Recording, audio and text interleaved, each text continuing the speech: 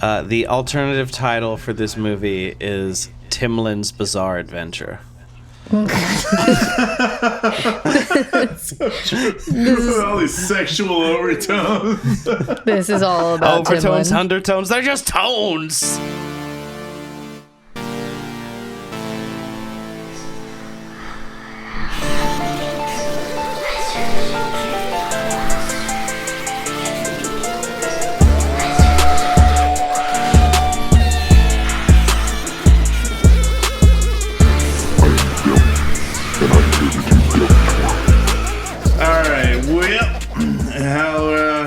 How are y'all feeling? Yeah, about the same. I'm feeling like I need a specialized chair to eat my next meal. Yeah, that is how I feel. Absolutely. And we hope you're doing well, listener. That's right, we're talking to you, breaking the fourth wall. How are you? How you doing, buddy? All right, what's up, ladies and gentlemen? It is time once again for the Devil's Work podcast. We are back with a pretty fucking phenomenal movie, in my opinion. Crimes of the Future. And it's our first Cronenberg. Yeah. I don't know if we've talked about doing Cronenberg on the show before, but we haven't actually gone through with it. This is our first one pulling the trigger on. I don't know if I've actively mentioned Videodrome or if it just stalks my nightmares.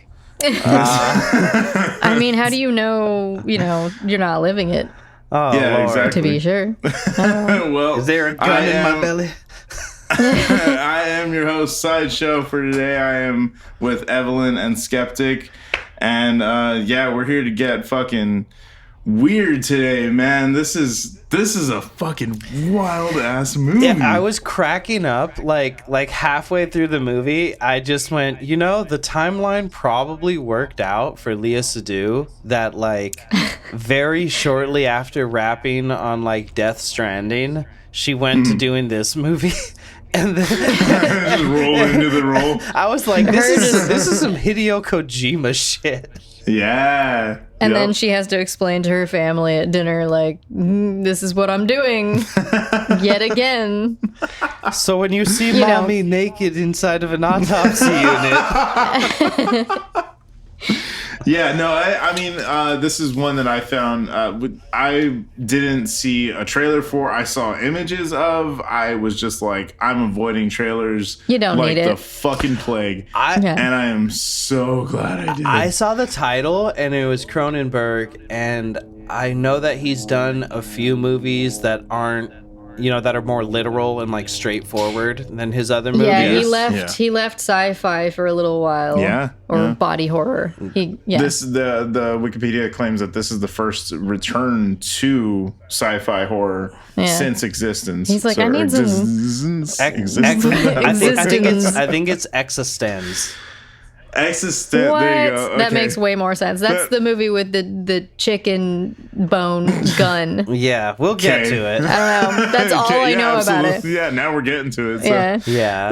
Cronenberg shit. But I'd seen just the fact that it was his name tied to this and the fact that it was, horror sci-fi. I was like, bet. All right, that's literally all I mean. I kind of thought from the title that it would be a detective story, and I wasn't wrong.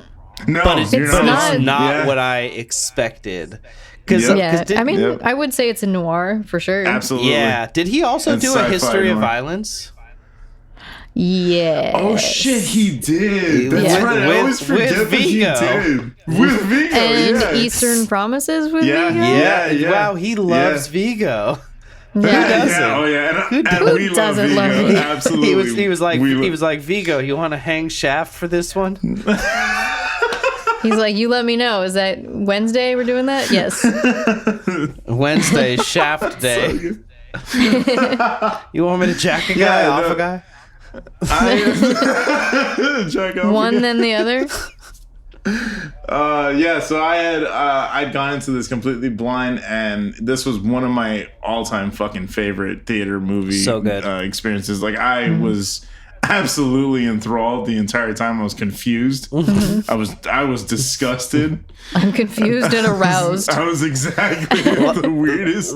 Last week we were comparing the set of slashers to like a warehouse rave, and now we're just comparing the vibe of the movie to a certain amount of the population at a warehouse rave's mindset. Yeah. I'm confused, but I like it. I'm into it. There is actually a film I saw recently that has a similar look to this, like the setting, because this is sort of a like, future. I don't know if I want to say dystopia. Like everyone's just kind of in these abandoned spaces and it's wearing interesting clothing. Fashion. It looks like the film The Wanting Mare, but it looks better. I don't know that one. That film, for some reason, I don't know if this was like an experiment or a like proof they could do this, but they shot it mostly with like blue screens or green screens. It's mostly 3D. Like none of the settings are real. Interesting. And it didn't look great, but like that world that they were building has a similar feel to this one. And I was sort of thrown by that. I was like, wait, are we back here with the rusty shipyard? We're we're back on this island again. Well, that's what I love about it, is because like the thing about this movie is that I could try and give you a synopsis, but that doesn't really do it justice, and it doesn't really go for it. Do it. All right. I mean, I'll do my best. The people have to decide whether or not they're gonna let Cronenberg happen to them. So it's a 2022 science fiction body horror drama following a performance artist duo who perform surgery to audiences in a future where human evolution has accelerated for some individuals, meaning they got rid of pain, the ability to feel physical pain, and the ability to spread disease. So they can't get infected from cutting each other. Yeah. It's such a vague concept. Like, that's the best synopsis. Like, it's so Kojima. It's like just it's just these massive worlds that you're just dropped in the middle. It's just like the same as just Metal Gear 4, just nanomachines, and you're just like, oh, all right. Let's go. Let's go. Every fucking thing in that game. You're like, no, let me guess, nanomachines. Yeah. Like it's one of those things where you're steeped in this world and not really given. You're not spoon-fed any details about anything. The plot unfolds through the dialogue, and it's like almost delivered like Shakespearean. Like, it's so fucking there's some lines in there. Oh, it's beautiful. That's an interesting point. So there's some straight up like sonnets being delivered. Like a lot of these are like monologues that are being delivered. I guess it has to do with like everyone's in this sort of, I don't know if apathetic is the right term, but like what happens to you as a person when you can't feel pain. There's a certain like detached, shadedness. There's like time to just think about being poetic. I found it very interesting that at one point in the movie, Léa Seydoux asks Viggo like, what is pain like? And he's like, it's hard to explain. Like, it gets mixed in and confused with like emotional pain. And I thought it was interesting that there was one line in the movie to like explain like people do still feel emotional pain. Yeah. Even though like Lang, Brecken's father, is like so just detached and factual about all these things. He's very nonchalant about a lot of shit. So it's just this weird, and it's so interesting. We got to get into it. Absolutely. So like I said, this is just it's a completely filled world already. It's a completely realized world. It's all fleshed out, for lack of a better word. it's let's cut it open. It's the best. Yeah, it's really it's the no, that was good. It's the best like version of a Cronenberg movie. Therefore, I feel like it's the best Cronenberg movie personally. It's like, so like, to bring it back to Videodrome, like I was trying to explain to Amanda because she's never seen a Cronenberg movie before. Like I was explaining, usually there's like one pocket of the world or just this one thing that's happening that's so like grotesque, but it's like contained. Yeah, it's very focused. And, and it's like, so like in Videodrome, it's like James Woods like in like a normal-ish world trying to figure out what the hell is going on.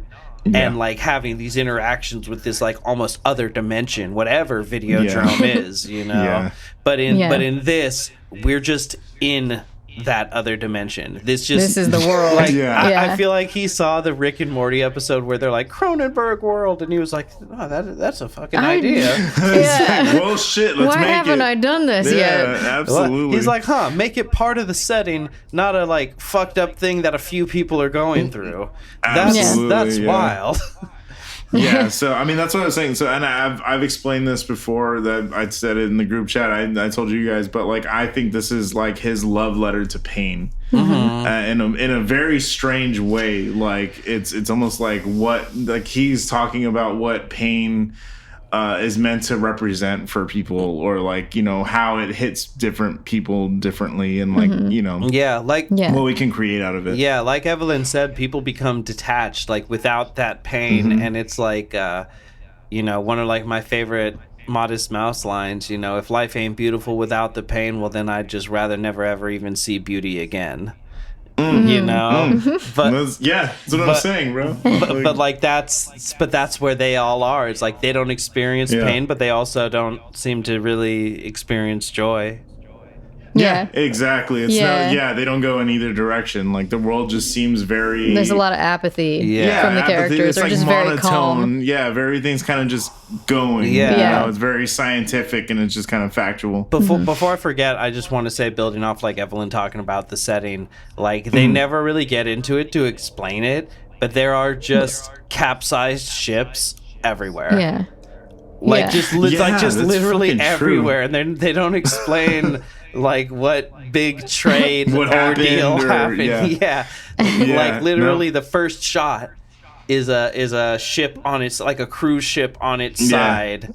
Yep. And it's so it's again, like the world stopped when everyone couldn't. Everyone's like looking inward, maybe, you know. Yeah, exactly. It feels like a slice of life anime, like where you just kind of get like everything is kind of already lived in, and everything is, and you're just getting a peek into this world where like everything is going on. You're getting all of the context clues essentially through the characters. You're not actually getting. It does kind of look like what? I'm just thinking of like how a lot of anime have like really overly wordy titles. So I was just thinking of like what the anime title for this would be, and it's I kept telling my son not to eat shit off the ground, and he wouldn't listen, so I smothered him. That's fucked up. That is the title of this. That is the title of this, which segues nicely into our fucking trigger warnings, I would say. Yeah, we got one or two. A Cronenberg with trigger warnings? Never. Never. You're gonna walk away with a weird feeling in your tummy. I'm gonna tell you that now. Yeah, don't ever eat while watching Cronenberg. We did, and I was so surprised. Amanda was fine. I was like I eat a lot faster than her, so I tried to like finish before it got into like anything too fucked up. And she was just like, oh, okay, just enjoying the movie and her meal. I was just like, damn, you're hardcore. What have I done to you? Yeah, I'm proud. Yeah, exactly. So we've got I put for the notes in this one, obviously we're gonna have violence against children. Yeah, infanticide, just straight up. Yeah, it's just straight up. surgical kind of a lot depictions. Yeah, a lot of just. I mean, and not even. I mean, full open surgery. The fucking foot scene makes my skin crawl every time I That's fucking all I'm see. thinking about. Literally, like, okay. Anyway, we'll get to that. We will absolutely get to that. Anyway, but so like surgical tools. There's. Autopsy. Murder. Yeah, autopsy is kind of this is our second movie in as many weeks with violence with drills. Yeah, I made a note. Tis the season. Yep, absolutely. So again, on that note, I hope you listened to the Loved Ones episode. Thank you guys for showing love. Anyway, so if you guys if this all sounds really good to you, Crimes of the Future right now is streaming on Hulu as of this recording. Highly recommend it. Yeah, it would be a crime not to watch it. Yeah, it's a fresh cut. Are you done? Are both of you done? This is my coping mechanism. I enjoy every time that Evelyn makes one of those jokes, but then I enjoy even more the like she just looks around like, what have I done? Oh fuck, I said that out loud. I'm sorry. You guys can see me? Oh shit. I'm just so ashamed. Alright, so without further ado, we're gonna get into it. Alright. My first note is just child murder. Yeah. My first note is, hey kid, don't eat shit off the ground. My second note is, well, that makes more sense now. Yeah. So we kind of we just see a young boy named Brecken.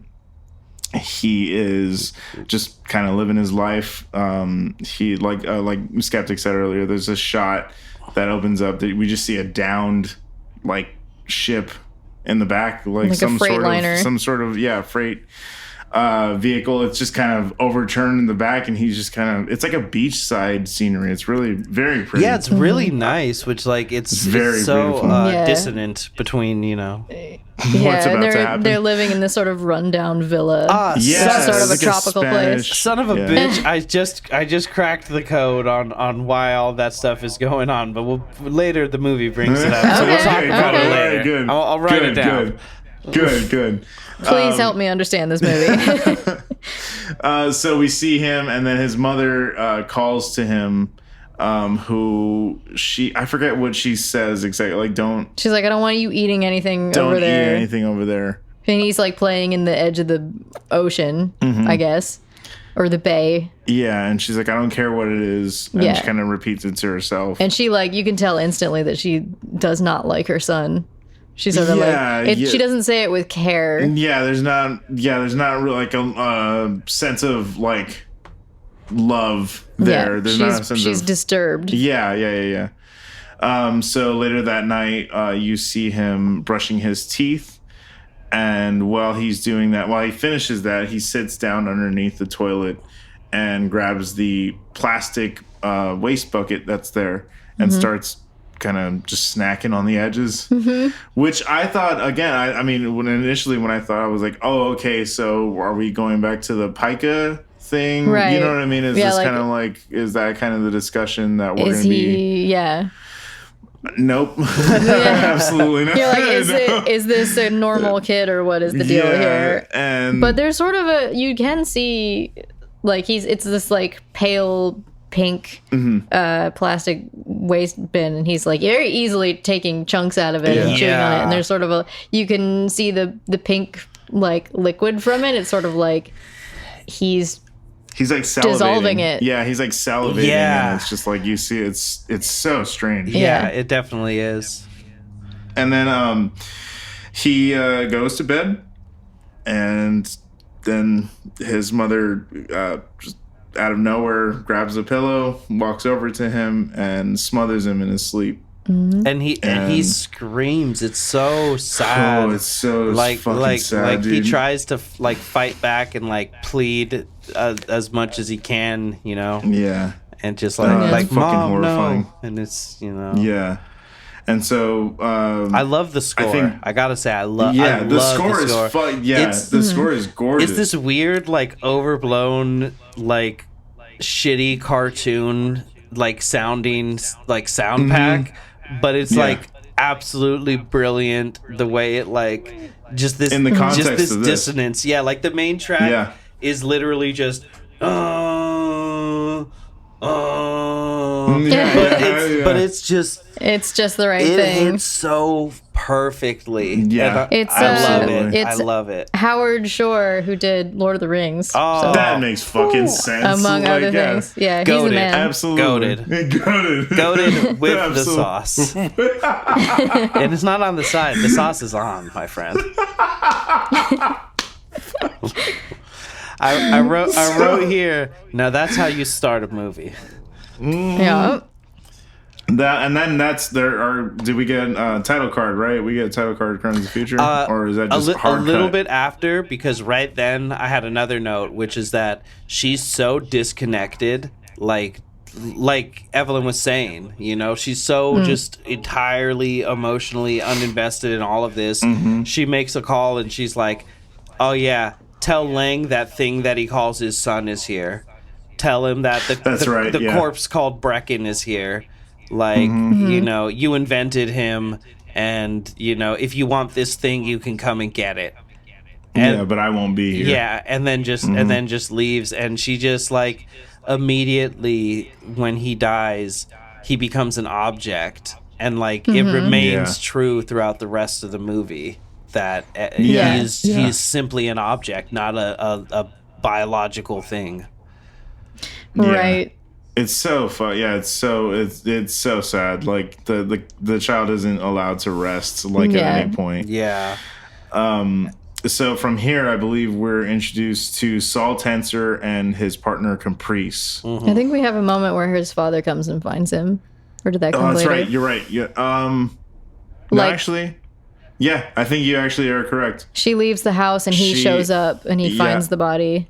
I started taking notes a little bit later. It's all right. It's not much of a beat, but his mother leaves and his father arrives. Like every single scene in this fucking movie is important. Yeah, like it's weird. It's one of those where like there is Easter egg dropped every single fucking minute. It's wild. I made a note later, but I think it like holds true throughout the whole movie that like a surprising amount of the main like expository important plot driving dialogue happens like right off screen, where like specifically the example that I'm thinking of is like a lot when they're like doing and talking about surgeries, but when Lang has his candy bar in like a club later, there's a part there's like all this dialogue, and it's important dialogue between Burt and Rauter. But it's not it's not focusing on them whatsoever. Absolutely. Yeah, so it's just this interesting thing that I feel like a lot of filmmakers wouldn't be like brave enough to try to do. And then like right after, you know, we see Lang come in, we see him not even mourn his son. He's just like, oh he shit. Just sits down. Yeah, it's really interesting the way he plays it, because he sits down on the bed and then like he doesn't even look over at the body. He kind of just like pulls the blanket off and like he's looking straight ahead. He's not even looking to his left where the body is.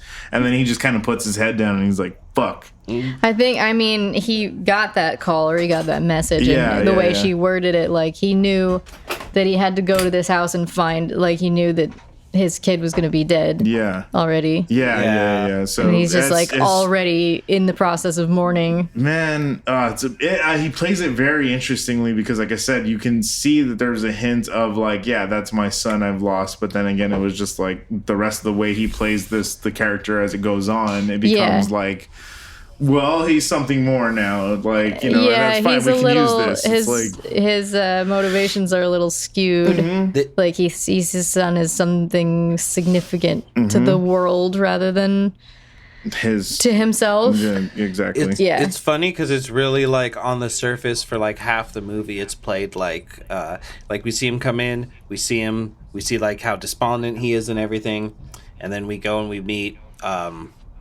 We get that gorgeous CGI intro, which I realize now is like all of his tattooed organs that were just like moving around inside his body, like looking at. And it's so funny, like from High Tension to here, how far those CGI intros have come.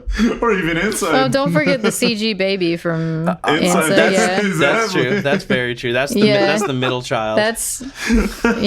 He's my hero. So from here, okay, go ahead. But I was gonna say, so like it seems like his arc is that losing his son is spurring these like character changes in him, but we later find out that that's not necessarily true. But like we see him come in, he's despondent at the loss of his son. We meet Saul and Caprice, and then as they're like going down the street, we just see Lang on the side of the street just like being weird, and he notices them, but it's just this like he's in the background in this world. And I love how it's almost like these characters don't matter, and like it felt like we were transitioning away from them. And like we kind of got like a misdirect in terms of like we're not going to see them anymore. That doesn't matter. That was just setting the table. Now we're going this way. But where it becomes everybody is absolutely essential to what's going on. Like everybody plays a part in what's about to happen in the movie. It's fucking fascinating. For sure. It's just so layered and like so many narratives that you're like we don't go back to Lang for so long that you almost forget that that's where we started. Right. So from here we are introduced to Saul, Tensor, and Caprice. Saul is in a moving bed. It's hard to describe. This is some classic Cronenberg shit. It's fucking amazing. It looks like a beetle. It's a meat hammock. It looks like a beetle on its back with its legs up in the air. That's a great way of putting it. Yeah, and they're like tentacles that are attached. But with like a vein system kind of plugged into him as well. It's a ball sack. Everything is a ball sack. It's a Saul sack. It's a Saul sack. Sorry. Don't you fucking apologize. So he's in the Saul sack and... Sack. It's all right. It's all right. Sorry. God damn it. All right, now he's recovering. This is when we cut to the technical difficulties slide. All right, so from here we see him. So he's in his Saul sack. There's like the tentacles are attached to the backs of his hands and feet in a way that looks like it's probably biting him. Yeah, it looks like it's intravenously kind of injected into him. Like it's very strange, but he's like moving around in this bed. He's kind of writhing around. And Caprice walks over to him and asks him how he's feeling. And he says that he feels that, or no, actually, she tells him that there's a new hormone growing in his body, that there's that the tests that they've run came back and show that was the case. And that's like good news to them. Yeah. He is in pain, but I guess we could kind of like explain it right now. He has a sickness within him that is causing his body to grow new organs, and they don't.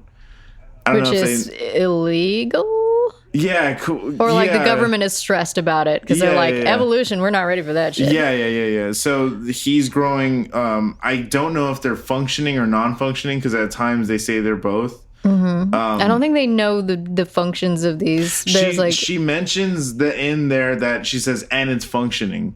Okay. That's what I'm saying. But then at other times they say, oh, these are non-functioning organs that are being cut out of him, so they're useless.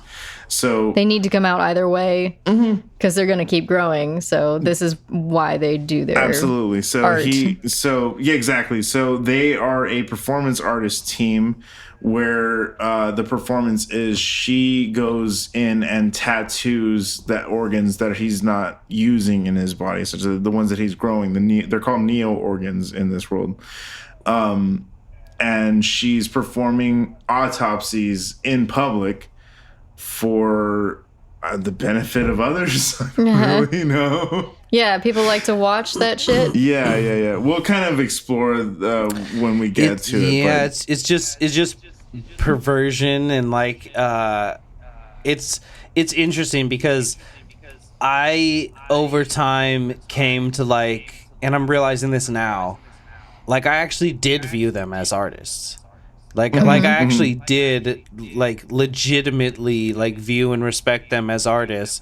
And she even says at one point like, we are creating meaning out of nothingness, because someone says something along the lines of like, where is the like artistic intent and the like poetic statement behind it that is like so inherent to all art? Like, what is the point that you're making? And Caprice is like, well, we're creating meaning out of emptiness, anarchy. Yeah, out of anarchy. Exactly. That is exactly what she says. Yep. I've seen it like 3 times. I love this fucking this movie. week alone. Absolutely. But yeah, like it's so like they are legitimately doing art and like creating meaning out of this, and some of the other people, might be getting some like catharsis like that from it, but it does seem like the vast majority of them just get off on it. That's all that it is. There's like they are not receiving the meaning of what they are creating.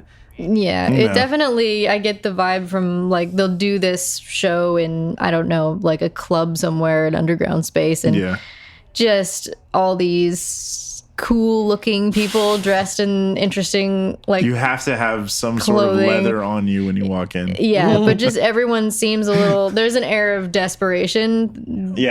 Masked with like, absolutely, everyone has a camera on them. Everyone wants to be cool. These little cameras that is a ring that you wear on your finger. Some of them have handheld, old-timey looking like cameras, like the little which is ones funny that you would like have to reel. Because we never talk about the time period, but obviously this has got to be like a few hundred years in the future. But it feels like retro futuristic. Yeah, exactly. Yeah, it just says in a nondescript kind of time in the future. Yeah, so and it doesn't. I love how vague it is. It's so fun. Exactly. To Evelyn's point, the retrofuturism, where they're like a bunch of hipster nerds that are like, I have this 400-year-old camera. There's a great insert shot that I really love, and I think it's Caprice who's doing it. There's just like a hand digging through a box of like Ring cameras, and she's like picking one to use to document. Cool. Like, you guys just have tons of these cameras lying around. Bunch of pimp rings. Yeah. I wonder if they're disposable, and I would almost think that they are, because that does end up becoming like a big thing later when we get into like motivations of stuff that's going on. So in this scene, she's explaining that the new hormone in his body is shifting his pain sensors, which I thought is interesting, because in this time period, we've outgrown, as the human race, we've evolved to a point. I guess evolve is a technical bad word in this world. Yeah. But they've gotten to a point where they don't feel pain or can spread infectious diseases. Yeah. But this is another part of the allure of him. Like, not only does he have these organs that you get to watch get taken out, but he also feels every ounce of pain. People get to watch him react to his pain and be like, ooh. Exactly. So there's a sadistic twist in there to it. Yeah. Which is very fascinating. So from here, we're introduced to Whippet and Timbaland. The two of the fucking strangest characters in this movie. Do you guys know who Whippet is? Who that actor is? It is Don McKellar.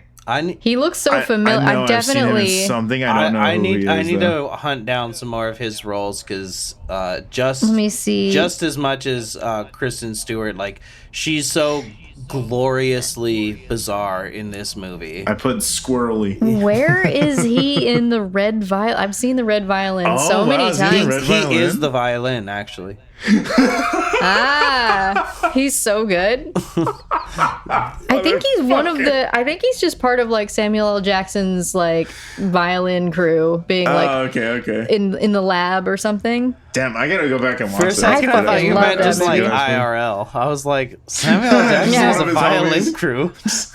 Yeah, he does. And don't fuck with him. We're all first chair. How does that work? It just does. Okay. Fuck. So Whippet claims that that pain being gone is a bad thing from society because it serves a purpose. Wait, did we explain Whippet and Timlin are... Oh, well, yeah, sorry. They are... government employees. Government officials, like, of some sort. They're not really... And Saul and Caprice have come in to report their new organ? That's right. Yeah. Do they need to register it with the government? Yeah, so all of his neo organs that come at and get... gets grown out of him and tattooed, he has to report every single one of them. It felt like this was his first time coming into the office, though. So did they just decide to start? Well, because they do mention that they recently decided to partner with him to start documenting all of these because of the fact that they weren't able to get any of this research anywhere else. But yeah, that's kind of what they're here for, is to kind of register the organs. Yeah. And they mentioned that they're like not totally government sanctioned yet, but that like the government is like taking steps to like get ready to address this and catalog these things and try to like figure out what the hell is happening to humanity, essentially. This is the National Organ Registry. Because they do say that what he has is like advanced evolutionary syndrome or something like that. So he's just evolving in real time throughout his life. Can we just talk about this man's fashion for a second? Oh, dude. He's literally dressed like Garrett, the main character from the game Thief. Oh my god, that's funny. It's very like he has that like cyberpunky vibes. You're totally celebrity vibe to him because he's in pain, so he has ultimate comfort when it comes to how he dresses. He's just in this like it looks super soft, just like black hoodie thing. It reminds me he's of in pajamas. Antlers host from Nope. That's so just super cool looking. So funny. He often has the cloth is like over his nose and mouth, and you just see his eyes, and he's just like tucked up in his like walking around in a sleeping bag, basically. Absolutely. So if you haven't yet, go listen to our Nope episode. Do that immediately. I love how he constantly he'll start the conversation with the mask up. And then after a couple lines of dialogue, he's like, "Oh, it's too much." He's I think that is it. Is he's like getting winded from speaking with it from speaking, and then he does have like a respiratory problem as well. He coughs a lot. Yeah, he's always coughing and like clearing his throat and stuff. Yeah, and when he pulls it down, it's like so labored. He's always like he grabs it and then he like throws with his neck and his hand like he's like trying to get out of it. He's such a fantastic actor. Like, it's a beautiful fucking role for him. I mean, like the fact that he's playing constantly in pain. Like, we didn't actually hammer that home. Like, he has this debilitating disease, but it's also like he is playing it like he cannot speak half the time. Like, his words are being like he needs time. Dude, it's so uncomfortable to watch, and it's so beautiful. Like, just watching, I don't know what direction he got from Cronenberg to be like, play this like you're just always on the verge of fucking throwing up or dying and stuff. Like, but he wears it with a lot of grace too. He's just so like, well done. You just can get the sense that he's been dealing with this for a long time. So Whippet and Timlin are very, both of them are very squirrely. Totally. Very squirrely. Totally. They drink a lot vibes. Perhaps. They're like, well, we're not really part of the government yet. We're gonna be like, they both scratching their necks. They both got fucking Charlie Kelly vibes. Absolutely. So Whippet is kind of going into detail, telling him like why they're doing what they're doing and why they're kind of asking this of him. He's telling them like the reason why is we need to kind of show the world once and for all that like we could kind of get like I kind of got lost in the sauce for this one, but I think what I understood from it is that they're trying to tattoo and examine these organs so that eventually they can create something from these mesh of organs that isn't strictly human, but it's breathing and it's like sentient. I think that the concept is essentially like, so through this disease, like they're experiencing what evolution does, which it goes, okay, something about the beak of this bird is like not ideal for where we are now. We've had, you know, X number of generations. Now we're going to start trying, we're going to have some baby birds that have a wider beak and some baby birds that have a longer beak. And one of those is going to work better. So the one that dies and doesn't have as many offspring is going to die out, but the one that works better is going to have more like, you know, offspring. But it's happening in his body so quickly that all he's getting are these like reject kind of concepts of evolution where it's just flesh that's not doing anything, and it's not like a tumor. He's not necessarily dying. Yeah, but it's a huge question mark. Yeah, big inconvenience. But there's this concept, I forget exactly what it is. I think we got into it in another episode, but essentially like your body's energy is finite, so as it's doing that, that's what is like draining him, is like his nutrients aren't going to sustaining his body. His nutrients are just like, well, what if we just had a fourth appendix that doesn't that doesn't. You mind do if anything. we freestyle a little bit in Yeah, here? is that why? I don't know when exactly it comes up, but he has this chair that he eats in. Yeah, the breakfast chair. we've seen the chair. We've seen the chair at this point, and it like hums and like throws him back and forth. It like twitches. Yeah, it's so fucking strange. It's a classic Cronenberg device. It's just like gross looking like Giger bone chair. What it's meant to be apparently is that it's supposed to move and shift your body to digest food to the most efficient quote unquote way. It makes it's like a burping chair. It makes sense because if he has all these like growths and tumors and his body is so messed up, this chair is like interfacing with his body and mapping out like, so this is what your esophagus looks like, so as the food is moving you should move so that it can like have the ease. Let's play Plinko with your food. essentially but so the Plinko chair. so they say that like basically the idea is people are going to be passing this disease on hereditarily to their children. So if they can catalog these growths, then they'll be able to tell and like trace them down the like evolutionary biological line, and then eventually when something that like was useless in him in 5 generations is like a new organ that does a new thing, they'd be able to like, you know, trace it back to him and know what happened and like use that to try to figure out what the hell is happening to the world and like humanity at large.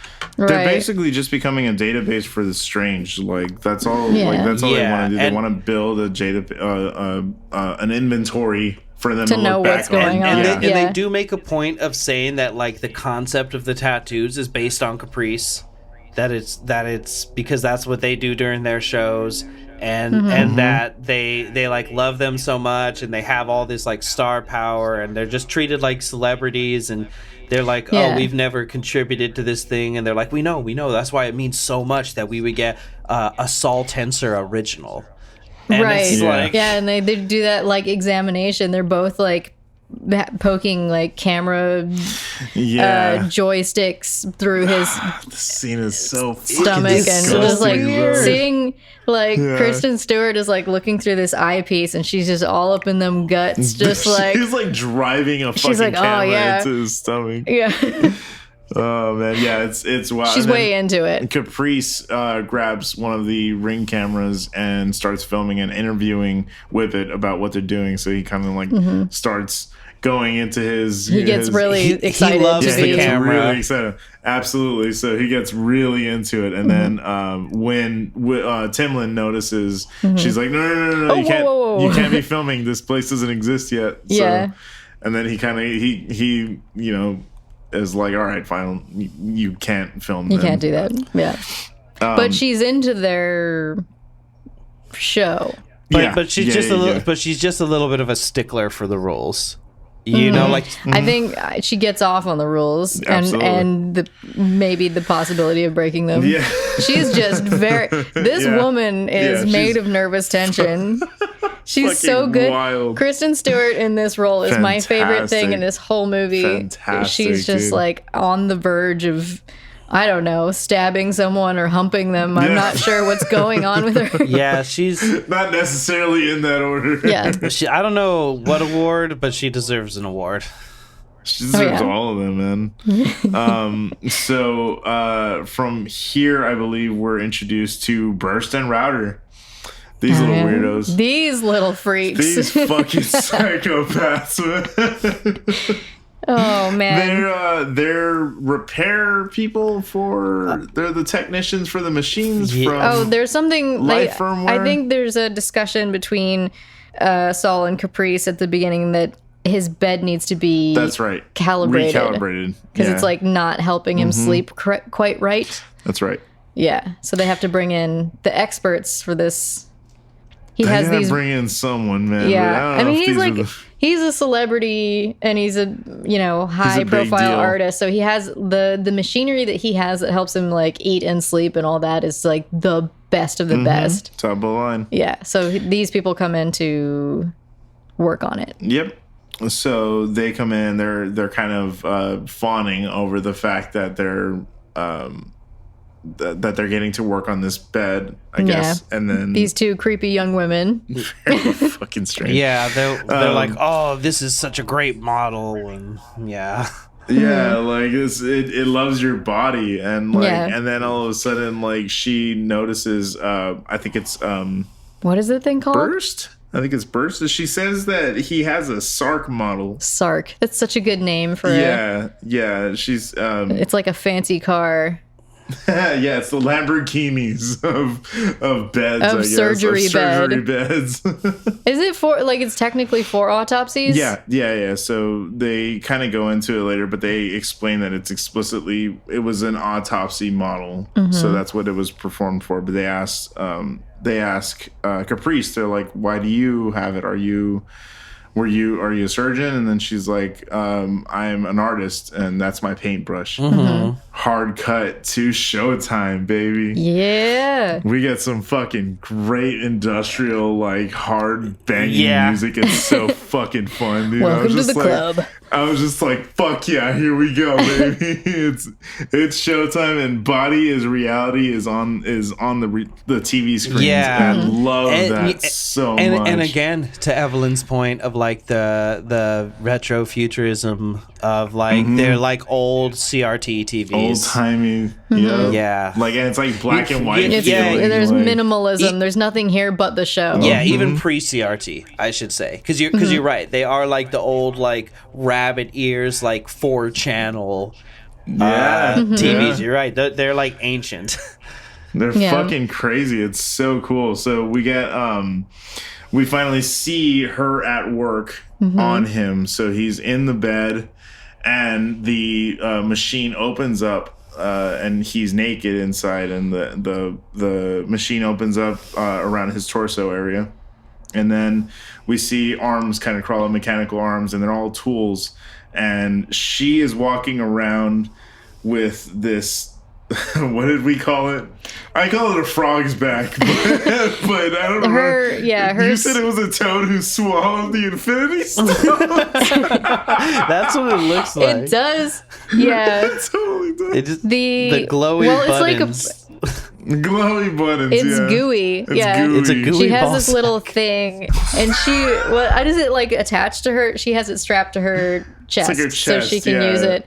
It's about the size of an avocado. It looks like a frog, and it has all these glowing gooey buttons, and she's just pressing the buttons to operate. She's operating the machine. Bed, yeah. And which the bed looks like, it sort of looks like the carapace of a beetle or something. It looks like a living, neat. like a biological shell of something. And we did see before we went to the show, there's like a scene of them talking, of Caprice and Saul talking, and he's like working on this thing, and you're like, what the fuck is this? But then it shows he's that like it's the repairing it. that it's literally the arms that are going to be tearing him up, that he repairs the machine, he maintains the machine that cuts into him. It's like symbiotic. So interesting. It's so interesting. So you see the scalpel cuts him open, and I put it's the perfect blend of CGI and practical effects, because cutting into him is obviously CGI, but when it goes practical and it starts diving into his gut, I was like, fuck off. It's so cool, because it's just like, film is such an interesting art form where like you don't have to do this whole big thing as one giant thing. You just have to hide all the seams.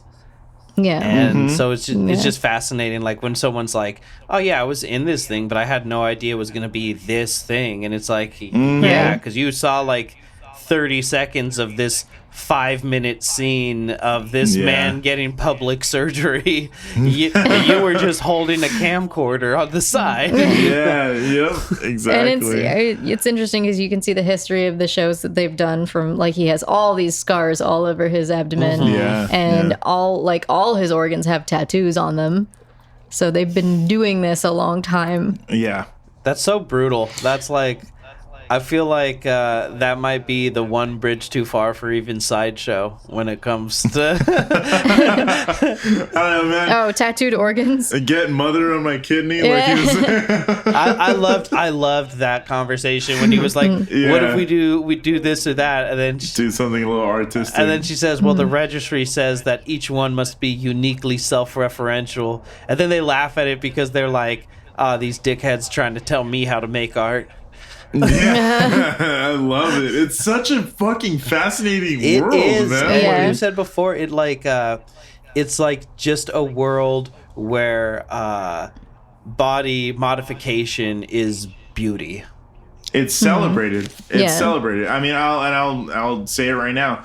One of these scenes coming up is a huge reason why I even decided to get the Quijada tattoos on my face. That's awesome, because like bro. I saw this.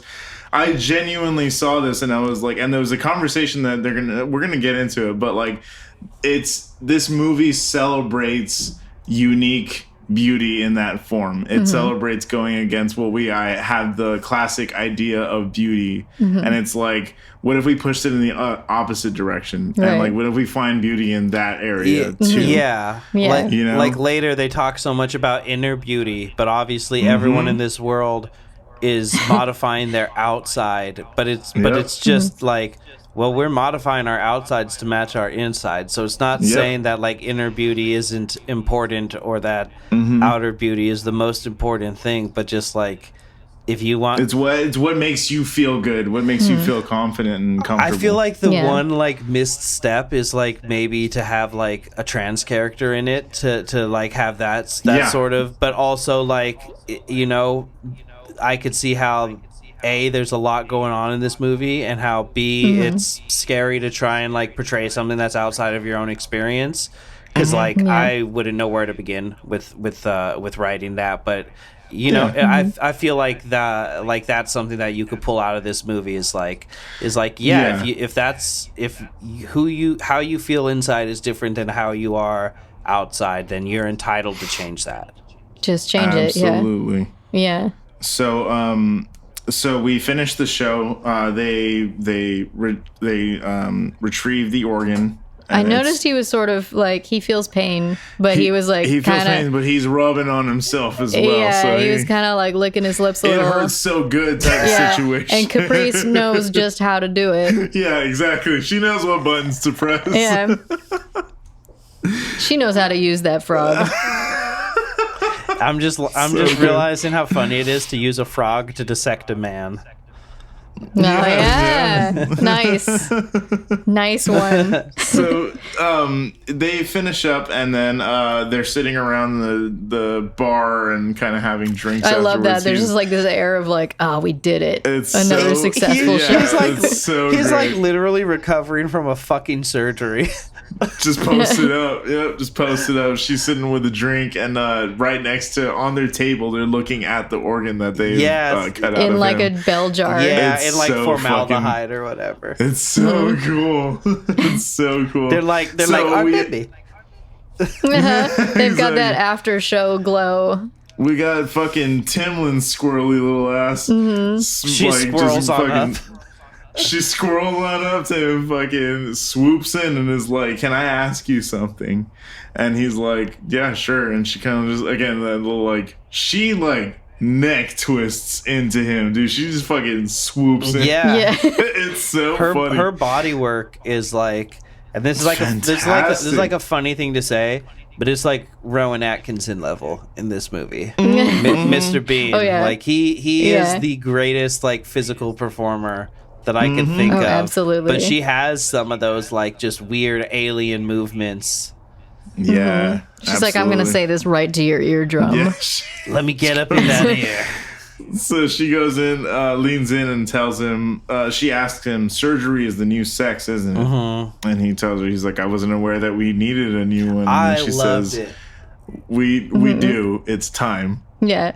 Like, that's it's such an interesting fucking line. It's such a fucking interesting line. And we should note that this, like, she's a nervous person, but she's taken the time to, like, have this moment with him, and she seems to be taken by him, and Caprice is threatened. Yeah, she's kind of looking on, like, Like, why are you getting all up on my man's? Yeah, he's like breathing real hard right now, dog. And at this point, it is like kind of ambiguous what their real relationship is, because they do at one point say like his partner, and they keep addressing each other as my performance partner, as my artistic. It feels like everyone wants to know, and they're like, I don't know, what do you think we are? Yeah, it's part of the mystique.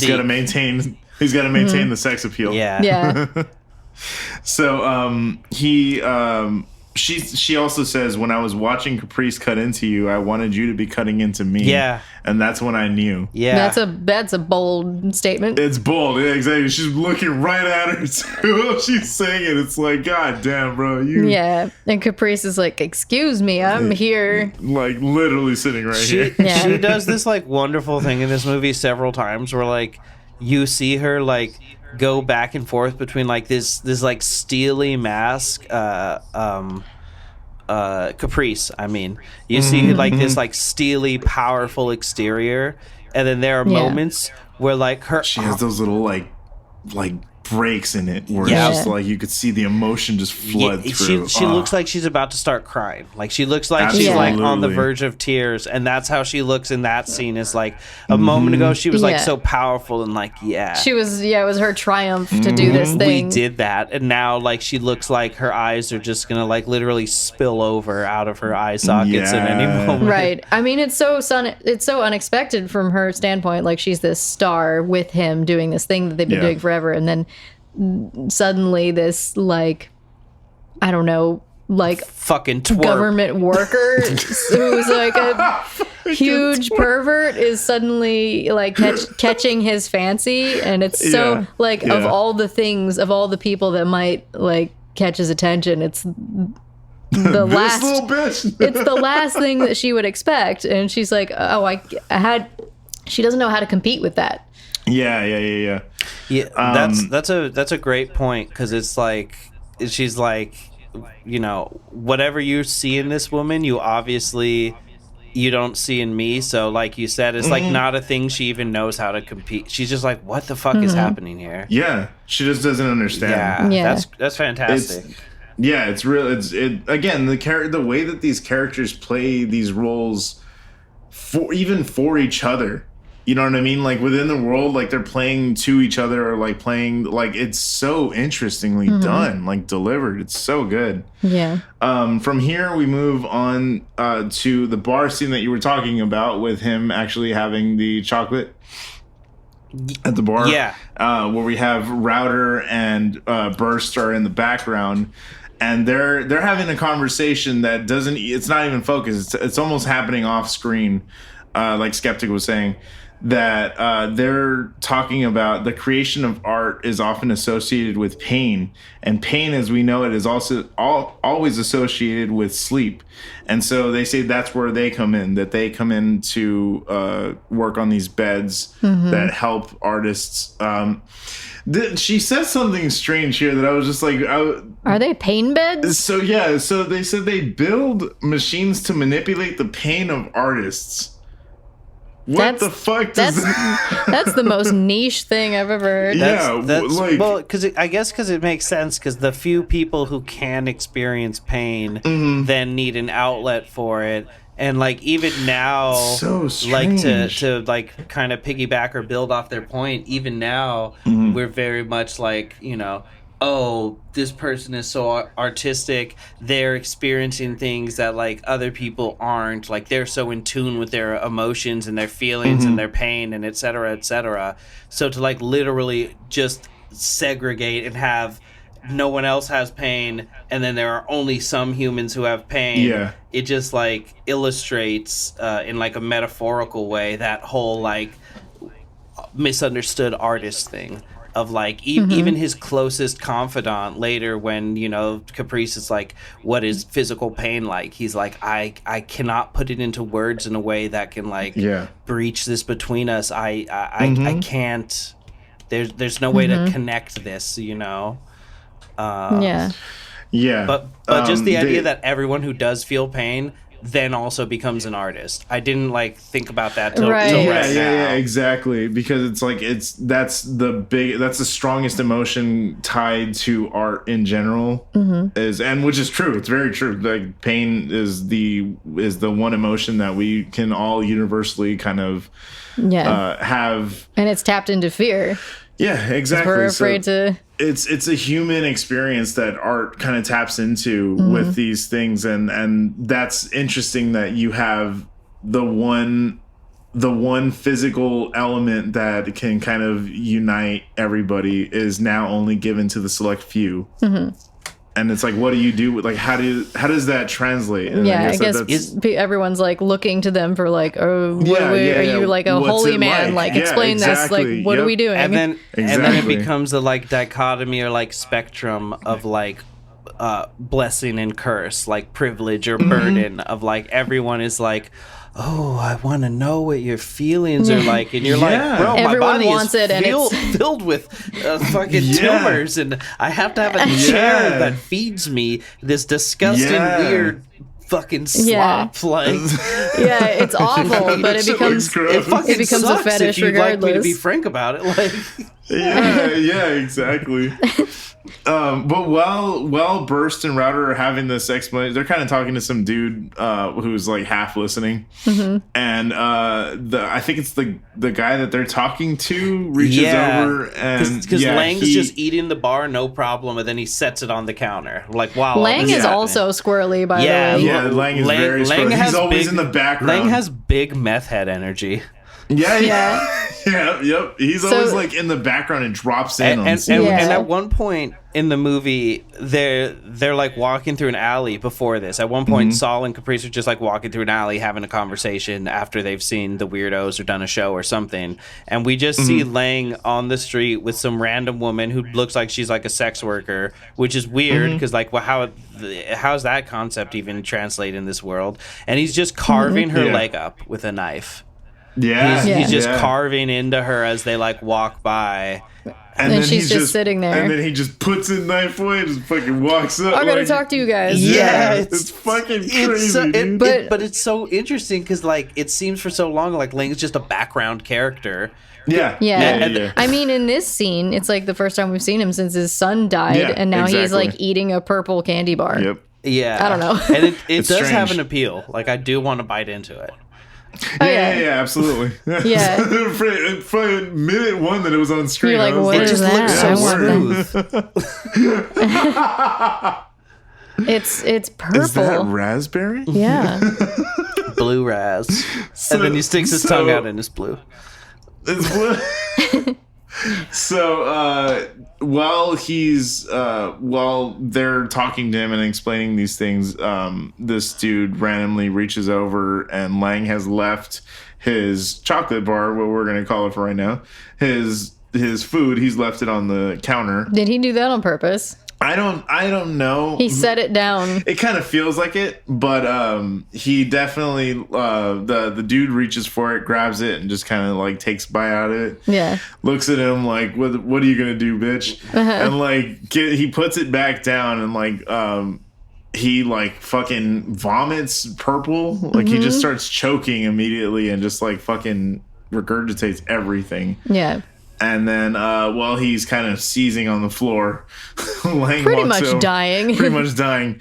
Lang walks over, picks it up, and my note was, someone didn't listen in school when they told you not to take things that aren't yours. Yeah. Step one. I love that as he just like gags and fucking pukes himself to death. Like the conversation just continues without dropping a beat. Yeah. And the ladies are just like, oh. The people who do react are just like, yeah, mildly annoyed. They're just like, this dickhead.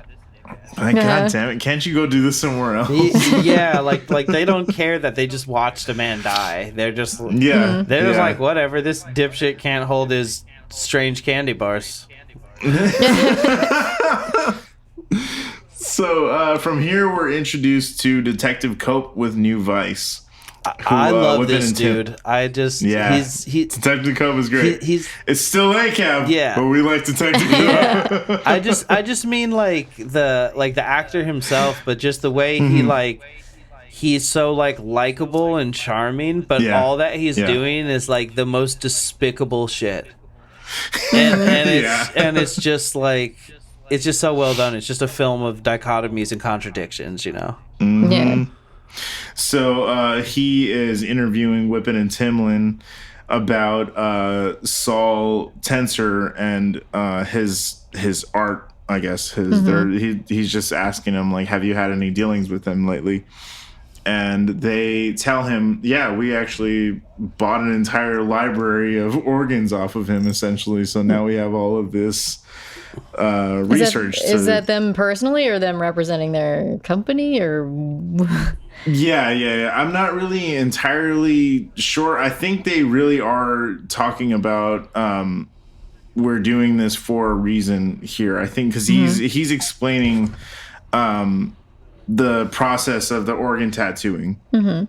And then at one point, Cope is like, oh, well, it's just performance art bullshit, right? Like, that's kind of what it is. And, like, Timlin gets real offended. Uh-huh. She's like, well, he takes the rebellion of his own body and seizes control of it, shapes it, tattoos it, and displays it, creates theater out of it. You wouldn't understand, Dad. You wouldn't understand. It's not just a phase. So she's like his number one fan. Yeah. You can see she's like, pretty much. Yeah, you wouldn't understand. Like, you don't get it. I like how she and what's her partner's name? Whippet, yeah. Whippet and Timlin are like legally, like professionally not supposed to go to these shows, but they keep showing up at the shows, and they're like off to the side, and they're like, oh, you're here, couldn't stay away. Yeah. Which is interesting because there's a different connotation at the end for what happens. Mm-hmm. But we learn that the time between organ growths is shortening on Saul's side. He's getting more prolific. Yeah, and it's like implied or questioned, like whether he's willing it or his body just does it. Mm-hmm. Yeah, he doesn't even know himself. He even says, "I don't control when this happens." Yeah. So from here, so actually she says, Caprice tells him, what do you want to do then? And he's like, I guess we just have to keep cutting faster then. Right. Just keep doing more shows. Exactly. Just let's get more famous. Yeah. And here we have Ear Boy, whatever the fuck. Oh, I love that. This was one of my favorite scenes. It was so fucking good. He's a good dancer and listener. That's fantastic. He's the full package. I love how the woman that he meets like during this performance is like, dipshit, those ears don't even work. Yeah. That's just stupid. Exactly. But we see they're like sewing his mouth shut. It was so good. His eyes are sewn shut. His eyes are sewn shut, and they're sewing his lips shut. And they show so much of it. They do like half of his mouth on camera. It's tough. It's so good, dude. And then he just starts like fucking getting into it. And he's just covered in ears. He's just covered in ears when they pan back. Like, it's so good. And then there's like a monologue going on that's just like, you do not need to speak, you do not need to see, you only need to listen. And like, and I'm like, man, I want to go to this show. Right? Like, fucking, where is this happening? And then Saul is like crouching in the corner like a creep. He's approached by Clinics biomorphology coordinator, who gives him a card with an address of Dr. Nassatir. She tells him that it's a consultation about a political problem. Oh. So, which is very interesting. You're just like, what the fuck is going on here? What's the seedy underbelly of the seedy underbelly? Yeah. It's I don't know very interesting. Have we gotten to the point where you understand, like you said, you get why this world is this way? Is it time to talk about that yet, Chad? No, I'll definitely bring it up. No. I'll Sorry. definitely bring it up. It's when they get into what exactly is going on with all the purple candy bars. Okay. I got excited. I'm like, I'm very excited to get into it. So, walking back, he's approached by Lang de Treese about performing an autopsy on his son, who was murdered by his mother, as his next big show. Kind of pitches this one. I got a show for you, man. It's my kid. And again, he's just really nonchalant about like, he's just hyper. I got a great concept for you. It's already built in. The narrative is already there. Yeah. You don't have to do anything but just perform an autopsy. Yeah, you've never done an autopsy before. You've never done an autopsy before. And he says, this one is sure to have surprises. Yeah. Which you're like, what in the fuck? What? Yeah. Yeah. Because, like, I don't know how many other people are getting modified, but as far as we know in this world, like, Saul's the only person growing stuff. So you're like, okay, so what surprises? Yeah. Exactly. And it's interesting, too, because I think during this conversation, later, absolutely, but I think during this conversation, too, he refers to, like, the corpse as, like, materials.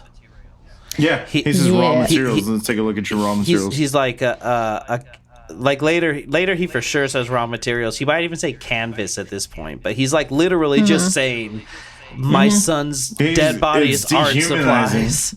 Yep, exactly. It's so fucking sad. It really is, and he's such a just sweet random little boy. Like he's literally just playing on the beach with a spoon. I know. He doesn't. He sad, didn't have dude. anything else in the world to where literally he didn't have a bucket and a shovel. He just had a spoon.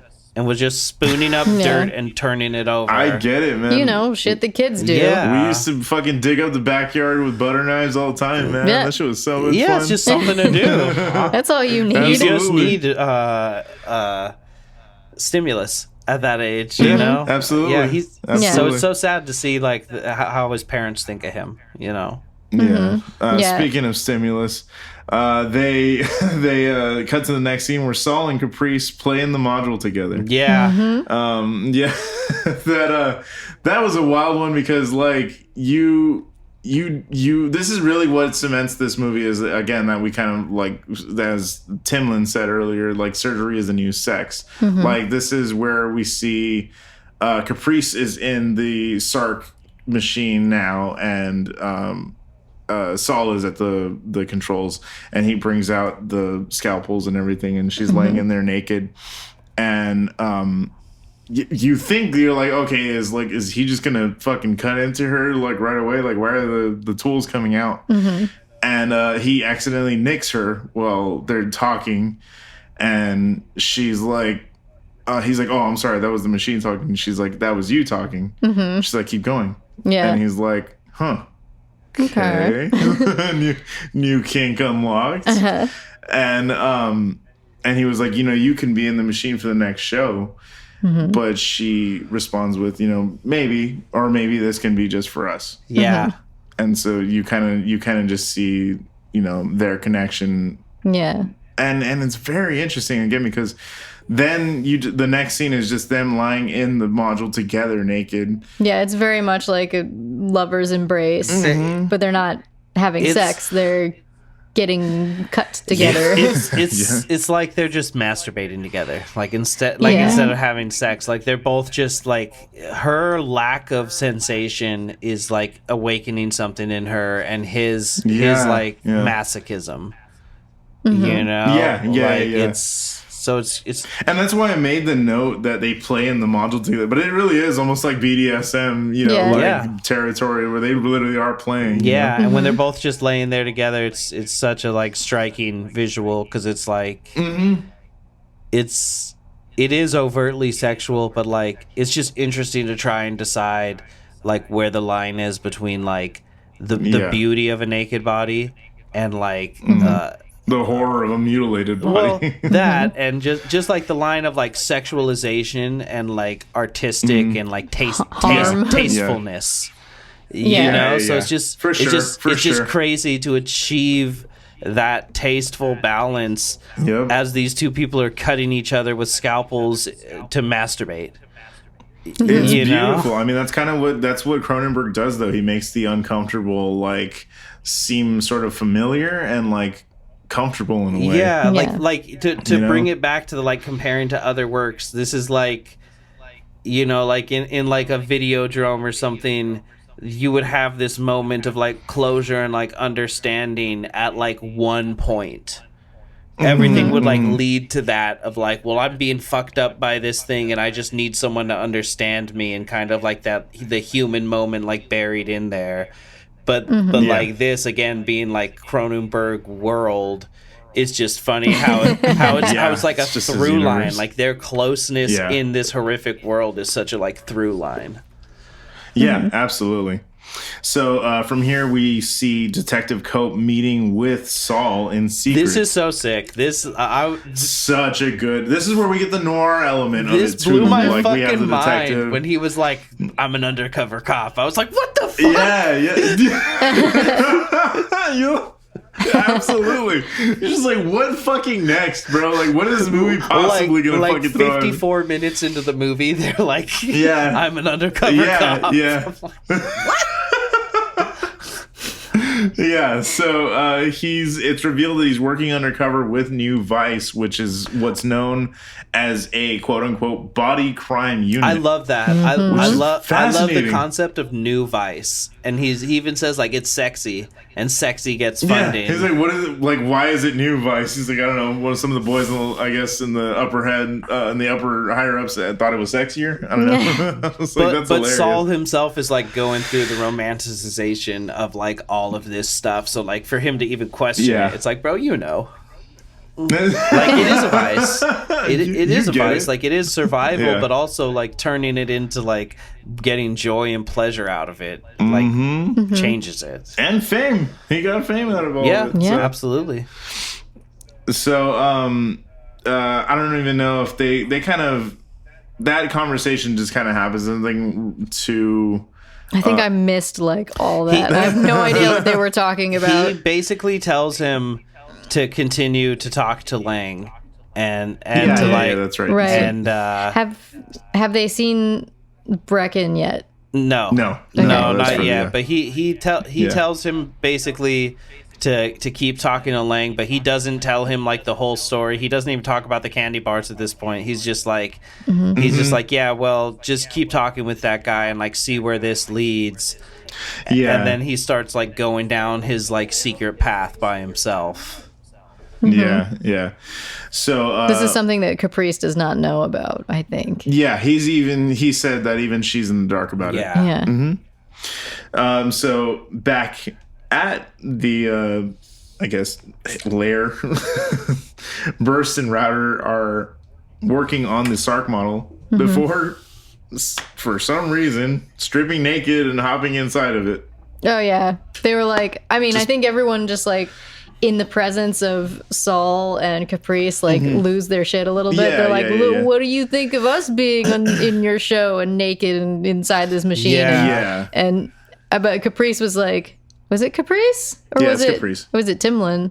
I guess it was Caprice. She was like, you guys look great. Yeah, it was Caprice, yeah. It's Caprice, Okay. yeah. And it's so like it's just strange. Like I don't understand. Like they're just fucking weird people. Like they're just It's strange. like, they're it feels fawning like over the machine. These two women are like they dress the same and they go everywhere together. Yeah, it's like a two-headed monster. So good. They're just super creepy. Yeah, no, they are right. so weird. Fucking, they're absolutely creepy. We're gonna get to why. From here, Saul goes to see Nassatir, who tells him he'd be a great contender in the inner beauty pageant that's coming up. And it was interesting because he tells him like, oh, I can just install something in your stomach or something like that'll give you like access to everything. And he tells him access to what? I thought I was here just for a pageant. And he's like, I don't know what you mean. Oh no, he said like, I thought I was here for a political problem. Political problem. That's right. Right. That's what I was sent here for. Yeah. He said he was sent here for a political problem, and then he says that, oh well, whoever said that, the woman, he's like, she tends to be a bit dramatic about things. She's such a jokester. Yeah, and I didn't really kind of understand why they were kind of passing the buck like that. Yeah, I was so lost. That at was that point. that was a strange decision, but he basically tells him like, oh no, don't worry about it. That's bullshit. Don't worry about it. No, we're here like, to do surgery. Well, of course. I think what it is that Cope wanted to set him on this path without getting his own hands dirty. So I think Cope just sent that woman to him to send him to Nassatir. And then when he showed up, he's just like, I don't know, man. Can I put a zipper in you? like Nassatir also kind of seems to be like the doctor who's like railing pills, you know? Yeah. Oh yeah, for sure. Like he's all over the place, so he's just like, what? Oh, I don't know. I'll put a zipper in you. And of course, Saul is like, yes. Yeah. He's like, all right. He's like, I'll take one, please. Cut me up, you say. I don't have one of those yet. Yeah, exactly. What do you get the man who has everything? A zipper. This might have been like a slight callback to Videodrome too. Yeah, I definitely saw it as such. Like, but I think also just the torso is a large part of a man's body, and just whenever he does anything with it, I will always think that now. Yeah, exactly. Cronenberg is like, what if we put mouths places that they aren't? Exactly. So when his wife's like, yeah, let me up your dose. That's great. He arrives at home and Caprice goes downtown on his newly installed stomach She zipper. loves I thought she would. I thought she was gonna be mad that he got something done. She loves it. Yeah, because she kind of has that. Because she wasn't involved. Yeah. She has that little like joke where she's like, "Oh, did you cut yourself shaving?" And then you kind of insinuates that like, "Oh yeah, she wasn't there for it, therefore she should be mad, right? Like that should be." But no, she sticks her face right up in there. She like literally starts like filleting his intestines. Literally, and that's how the Wikipedia also describes it as filleting it. It's so fucking. And she's like slurping. It's so weird. And he tells her, "Careful, don't spill." Yeah, that was fucking absurd. That was so fucked up, dude. Don't spill my guts. She's like, "Hey, likewise, big boy." Oh, God damn it. So good. So from here, keep moving right along. I just love that this movie alternates between like sonnets about like a star being pulled into a black hole's gravitational field, and then on the other side of the spectrum, don't spill. Hey, it's classy. The duality of man. So Saul visits Juna, Lang's ex-wife who killed her son. I think he visits her in prison. Yeah. And she still shows no remorse for her actions. She's just like, hey, swears. bro, 3 squares, 3 hots in the cot. Yeah. So we good. We live in life up here. It's an interesting conversation because she's in there, but they don't think that she did it. No, she says something weird like she confessed, but they didn't believe her. They couldn't find the body. And he's like, that's what it was. Yeah, that's and he's like, was. why did you confess? She's like, because I'm guilty. Mm-hmm. No, because it happened. Yeah, she literally doesn't give a fuck. Yeah, she swears that the child was a creature. And she blames Lang for creating Brecken somehow. Yeah, and inventing him. She uses both of those words. Mm-hmm. Right, which is weird because she surely gave birth to him. Yeah, exactly. And she says that even the thought of that thing growing inside of me still makes me sick. Mm-hmm. And it's just like, you see, there was never any sense of connection or love to this thing that she grew inside. This child that she grew inside of her. Yeah, she's having a we need to talk about Brecken moment. It's fucking great. And so I guess it's kind of, he's just trying to get a full picture of or understanding of what he's kind of going into, which is why he went to go see her. Right. He very wisely made the decision to see her first. Mm-hmm. Be like, okay, so I'm going to go see this body. Why did you make him a body? Yeah, exactly. What are you afraid of? Yeah. Yeah.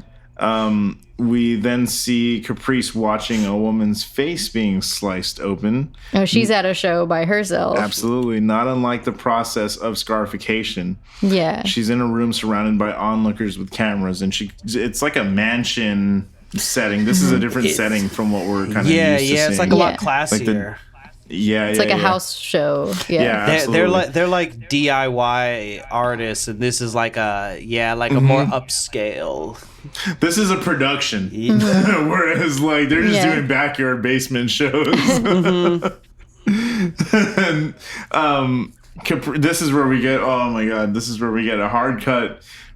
Caprice is at the show watching it, and then we just get a sudden hard cut to a woman's foot being carved into with some sort of medical tool. The fucking sound of the bone, bro. You just always think it means still right now I'm cringing, bro. Like, the shit is fucking haunting. God damn. It's funny how there's a physical sensation that we're all feeling right now that we've never really experienced.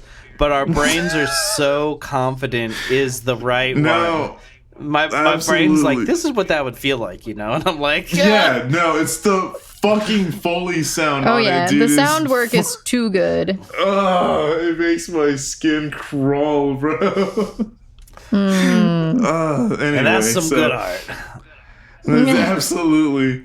Caprice is fascinated with, her name is Odile. Mm-hmm. And I get the sense that they're like old friends. Like they used to run in the same circle. Yeah. You think so? The way she approaches her, she's like, "Odile," and she's, "Oh shit!" Like, okay. They do know each other. Familiar, for sure. Just mutual respect. And... but she's really fascinated with the I guess the decision to go through with just carving up her face. She gets what it looks like sort of scales, sort of gills. Gills. I would say. Yeah, gills kind of carved into her cheeks and her forehead. Mm-hmm. She gets it all carved up, her entire face. And it's really interesting because she's wearing makeup. She has all her eyes are done up. But afterwards you're like, bitch, that is fresh surgery. Oh my god, I don't know if you're supposed to put that product on. So she approaches her and she tells her that plastic surgeons didn't understand that she didn't want to make herself more beautiful, and that they had a hard time understanding her actual desire. Yeah. And again, this is the scene that just fucking resonated super heavily with me. I was like, oh man, I felt that one. Mm-hmm. But the thing that cements this, that made it so much more powerful, was the very next scene after this. She's talking to Saul about Caprice. Caprice is talking to Saul about the show. And it's the camera's focused on Saul. But then he tells her, he's like, being open about your art? What does that even mean? The camera cuts to her and she looks up. And when she looks up, she's got implants in her forehead. They're like prosthetic plastic implants little in her forehead. Bumps, yeah. They look like like sort of like the burgeoning of almost like horns. Yeah, it's like a decorative line of bumps over her eyebrows. So like when I saw that, I was like, yep, absolutely, motherfucking right. And that's when I booked my tattoo appointment. Does she seem a little like ashamed or defensive? Like she's sort of trying to convince him of what she's had done? She got her mojo back, I feel like just now, and she's just like, no, I'm confident in what I did. Like she's like, I want to run the show now. She's like, I think he says, oh, you wanted to attend the Brecken show then? And she's like, I want to perform the surgery. Yeah. But she still hasn't seen... Yeah, she still hasn't seen the raw material. Right. So but she wants to do it. She's now has this like new awakened sense of like, okay, now I can create. Like now we can do something else here. Mm-hmm. And I mean, it's no different than when I get, like come back from a bout of writer's block. Mm-hmm. You just come back and like, all right, like we're back, baby. I got some new shit. Let's get it to work.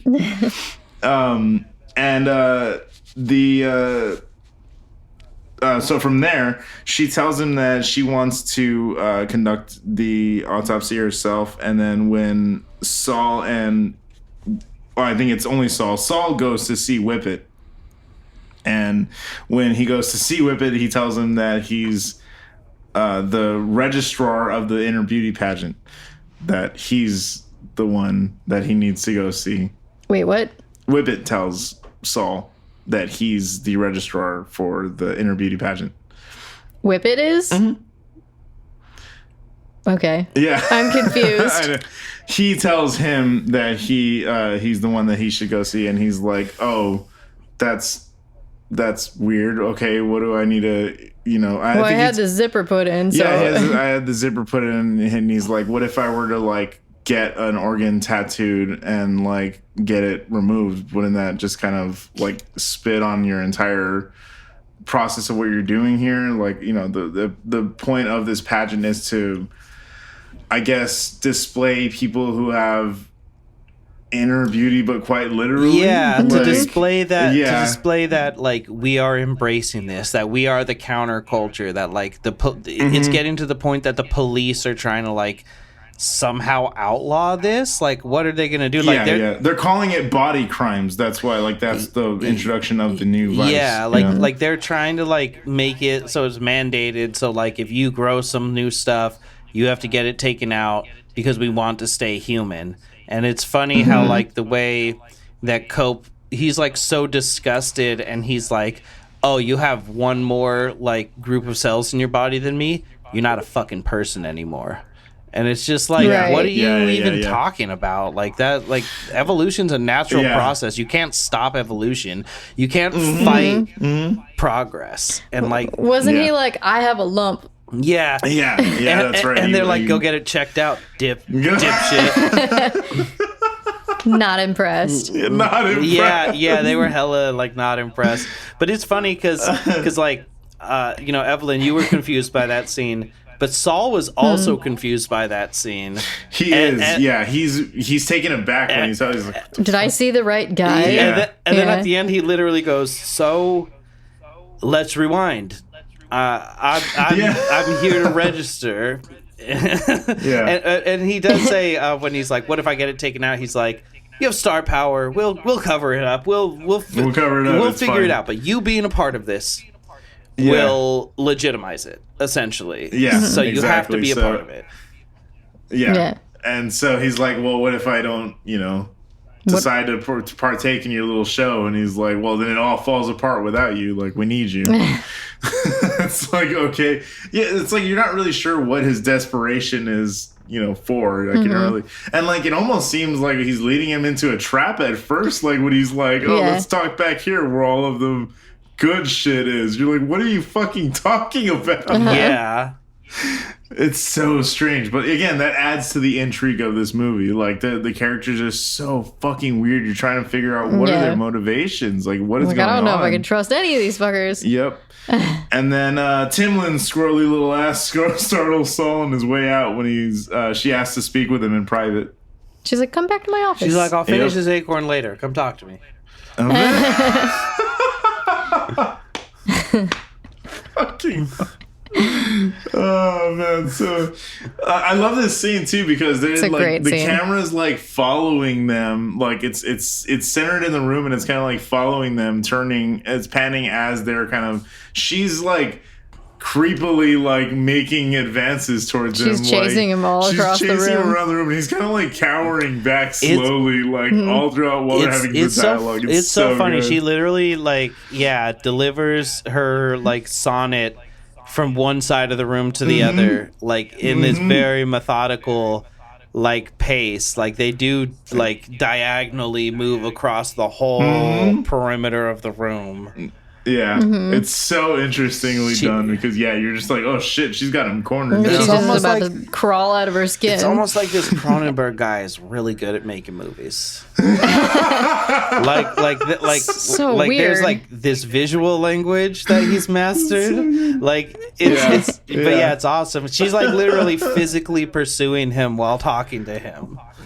Yeah, and at first you're really not sure if she's interested in fucking him or cutting him. Yeah, you're like, what is her fucking deal? And at this point, we've had her, like, she disappears from the shows for a while, and Whippet does say like, oh, you know, she's a stickler for the rules, and she doesn't want me to be here. Yeah. And so we're like, what? Where is she landing on all of this?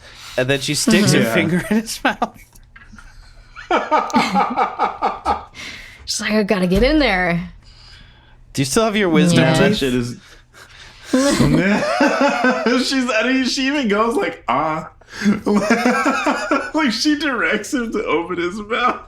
Isn't she like good. she's begging him to make her part of his show? Basically. Yeah. The whole conversation, the conversation is kind of like she's like, oh well, they're the people in our work or our line of field are drawn to star power, like where you can't help but be drawn in when all of you guys emit such, you know, great energy and stuff. And like she just gets in, and then but she also is talking about this was when she was kind of talking about what of the possibility of like the organs developing into a limbic system or a nervous system and like actually going into more details about what they're kind of doing there, or like what their process is or what their plan is for these things. What if you were an Akira and you just grew a bunch of stuff? Absolutely. and Akira. Absolutely.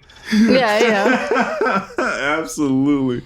But yeah, like I found this scene to be interesting because it's also one of those things, like you said, it's not delivered off screen, but you're more focused on her squirrely ass like fucking like movements and stuff. You're just like, oh my god, get out of there, bro. Like she's gonna eat you. But yeah, you're not taking in the dialogue initially. That's the thing. I feel like that's why this movie kind of washes over you, because you're watching one thing and not realizing that another is happening. Yeah. You know? But her squirreliness, like I said, like sells all of the dialogue, where it's like the wrong actor would make all, like, every word that she says sound absolutely insane, and like it is, but she plays it so well that it feels naturalistic, even though she plays it so straight. It's so good. Even though it's the least natural dialogue that you could possibly have. Yeah, absolutely. It's all sci-fi. It's like none of this is actually I'm just thinking of like putting that on the page and just being like, well, I really hope whoever they get can like sell this the way that I want it to. And he achieved it. I feel like she achieved that for him. Dude, Kristen Stewart is so fucking good. Like, I've absolutely been a huge fan of hers. Like, ever since we were even talking about the American Ultra. Like, that's a fun ass movie, man. Yeah. That's a real fucking fun movie. I loved her in Personal Shopper. That was really interesting. Yeah, film. I still need to watch that. Very spooky film. Fucking Underwater is terrifying, bro. It's such a good. Yeah, speaking of sci-fi horror, we might get to that one day. Yeah. Anyway, he back to her almost fucking and cutting Viggo Mortensen.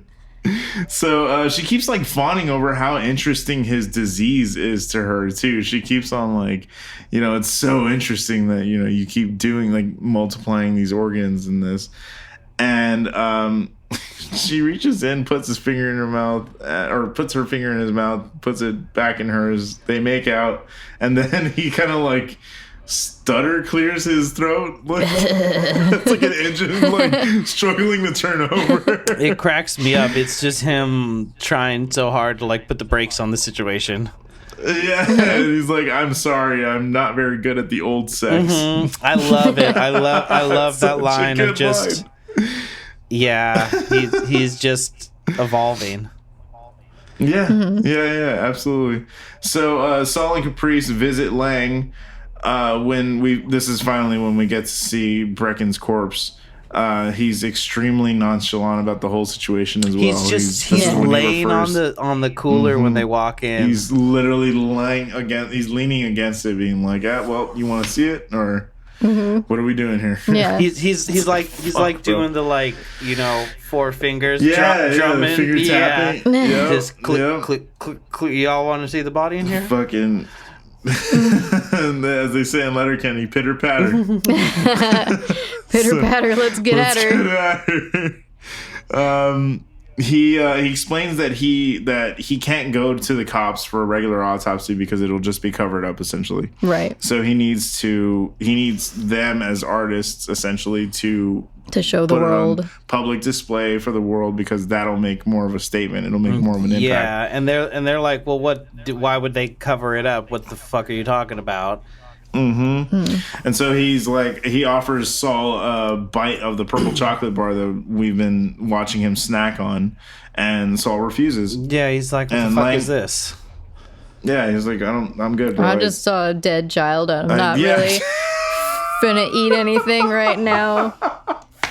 Yeah, it's important to note when like great. Caprice is gonna do this surgery, and like when she sees the body, she's immediately in tears. She's so turned off by it. They have a very visceral reaction. Well, she does at least, but like Saul, he goes really in. He leans in. He's like, okay, so what is this? Yeah. But yeah, she's like very upset by it.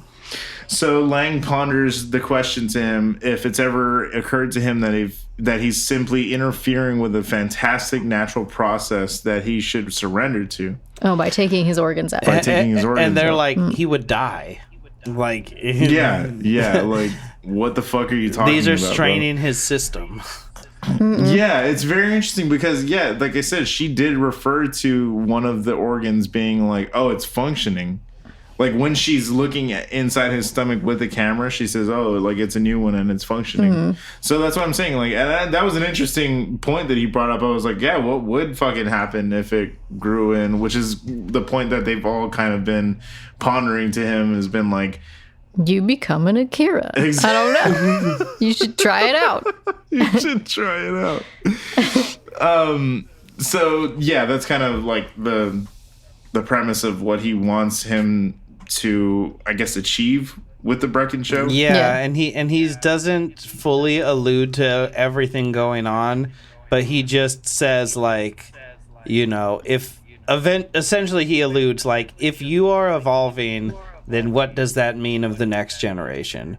What would be inside of this kid if we allowed this evolution to take place?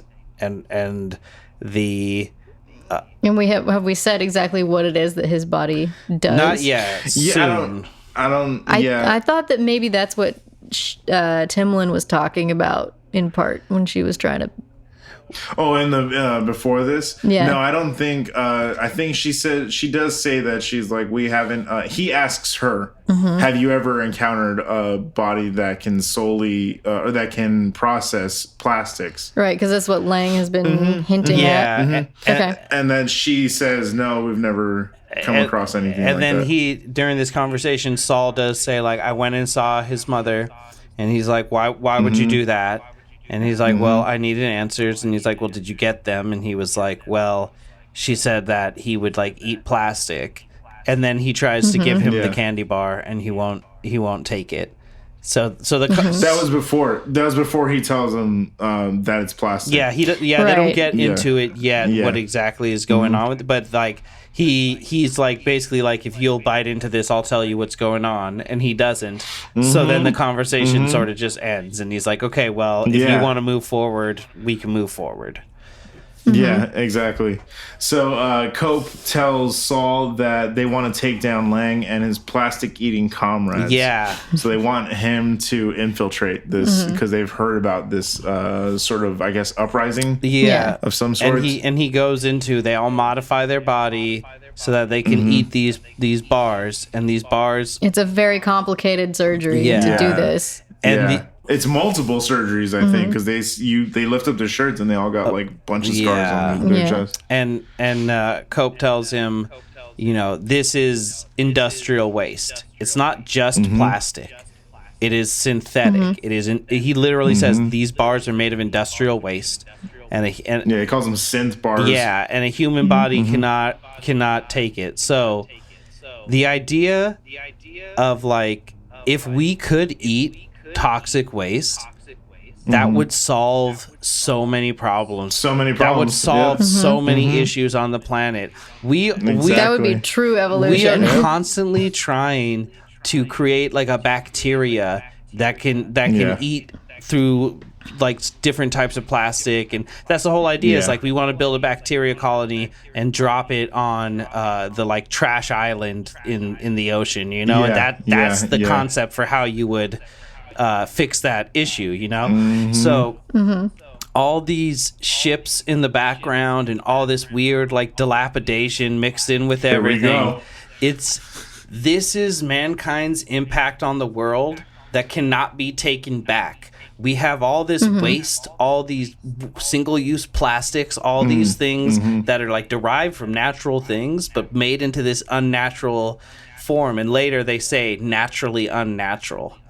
And that's what, turning natural products into plastic and then putting it in a landfill is like essentially doing. So all of these ships are like a visual metaphor for all the plastic and all the waste that's in the world that we can't do anything about. But if we could literally just change our bodies to eat toxic waste and plastic waste, we'll be fine. It would actually like it's fucking genius. Yeah, no, absolutely. But that was the connection I made earlier. Was like, it's what we can't take back. That's fascinating. It's single use. It is what it is. Now that it's broken down, good luck recycling a ship. Good luck recycling a freight ship, Yep, exactly. Right. Yeah, Cope tells them that they're evolving away from the human path and that it can't be allowed to continue. But do they say that that's the thing? Is that this kid is? It's definitely the implication. The implication, but like I don't think he explicitly explains. He pretends to know more or know less than he actually does, I feel. I just can't remember who tells Saul that this child, he's not had any surgery. It's Lang. It's Lang tells himself. him. Lang tells him in the next one. He was... in the next scene, Okay, sorry. No, you're good. So Burst and Router pay a visit to Dr. Nassatir and leave his bullet-ridden body slumped over in his breakfaster chair. It's such a good fucking scene. He opens the door and they're like, "Yeah, we're from Lifeformware. You called us. Yeah, you called us. And now us. we're here." And he's so like fucked up that he's just, "I called you? Okay. What the fuck? I'm eating right now. What the fuck?" And then they're like, "Yeah, no, it's fine." The scene of the chair just like throwing him all around, and then he gets a knock on the door, and then he's just pissed off that he's being interrupted, and it's just like the thing you were doing that looked like it sucked. And when they come out, they walk out the steps, and then the camera just kind of follows back upstairs, and you just see his body just twitching in the chair back and forth. It's so good. And then from here, this is where we go back to Lang's compound. Okay. And this is where he explains to Saul and Caprice that he and his colleagues had multiple surgeries to be able to allow them to fuse with technology and feed on industrial waste or plastic. And he says that Brecken was the first child to be born with the ability to naturally eat and process plastic. Yeah, the firstborn, he calls him. Mm-hmm. He's the prophet. Exactly. So which is very fascinating when you see it. Like they kind of I was just like reminded me of like Fight Club when you see the process of them making soap and everything. You just see them making chocolate bars out of plastic. Feels very Fight Club-y when it's introduced. And then we this is my next note. It's in parentheses a noticeably less exciting showtime. Because now we're at the Brecken show. It's such a weird show compared to their other shows that are like so much more fabulous. It's just like a monologue. She's just like giving a monologue basically. So we see Brecken's body in the Sark unit, and she's kind of like doing this monologue. She's delivering it slowly, and she kind of while she's there, we see Whippet and Timlin have also walked in to watch the show, and then Whippet he tells Timlin, he's like, "Oh, you couldn't stay away, huh?" And then she's like, I guess not. Yeah. Like, I gotta be here for this. And then we see Router and Burst holding their cameras too. Yeah, Router and Burst. Everybody is here for this. Everybody's essentially every character. This is like the main. All of the characters are here. But when Brecken's body is cut open, all of the organs have been replaced by the tattooed ones that they've been removing from Saul. So it's all of the organs that have been tattooed and everything. They're just strewn together in this fucking That's child. interesting. I didn't realize that, and it's because like we don't really know. So like I don't know that much about anatomy. So when like they open this kid up and everyone's like, oh, I was like, what the fuck is happening? Someone tell me. Yeah, I wasn't sure exactly what I was seeing. It's all the tattooed, because you see them all marked and stuff, and so they're very familiar to Caprice, and she's upset so Caprice, as fuck, and she's fucking pissed. She it's interesting because she flips like during the show. She just makes it part of her monologue. Exactly. And so she kind of turns and she says that we see that the world is killing our children from the inside out. Yeah, and this is kind of. And she mentions like there will be a second autopsy and a third autopsy, and it's just like. Which is it's to your point though, like Skeptic, that like this is absolutely what we've done. Like we can't erase these things that we've done to the planet, and it's just fucking killing our kids. You know, it's like it's just killing the children. It's killing the next generation that's inheriting all of these problems. And the only fucking hope these kids could possibly have would be to be able to eat it. Exactly. We've pushed the world to the brink.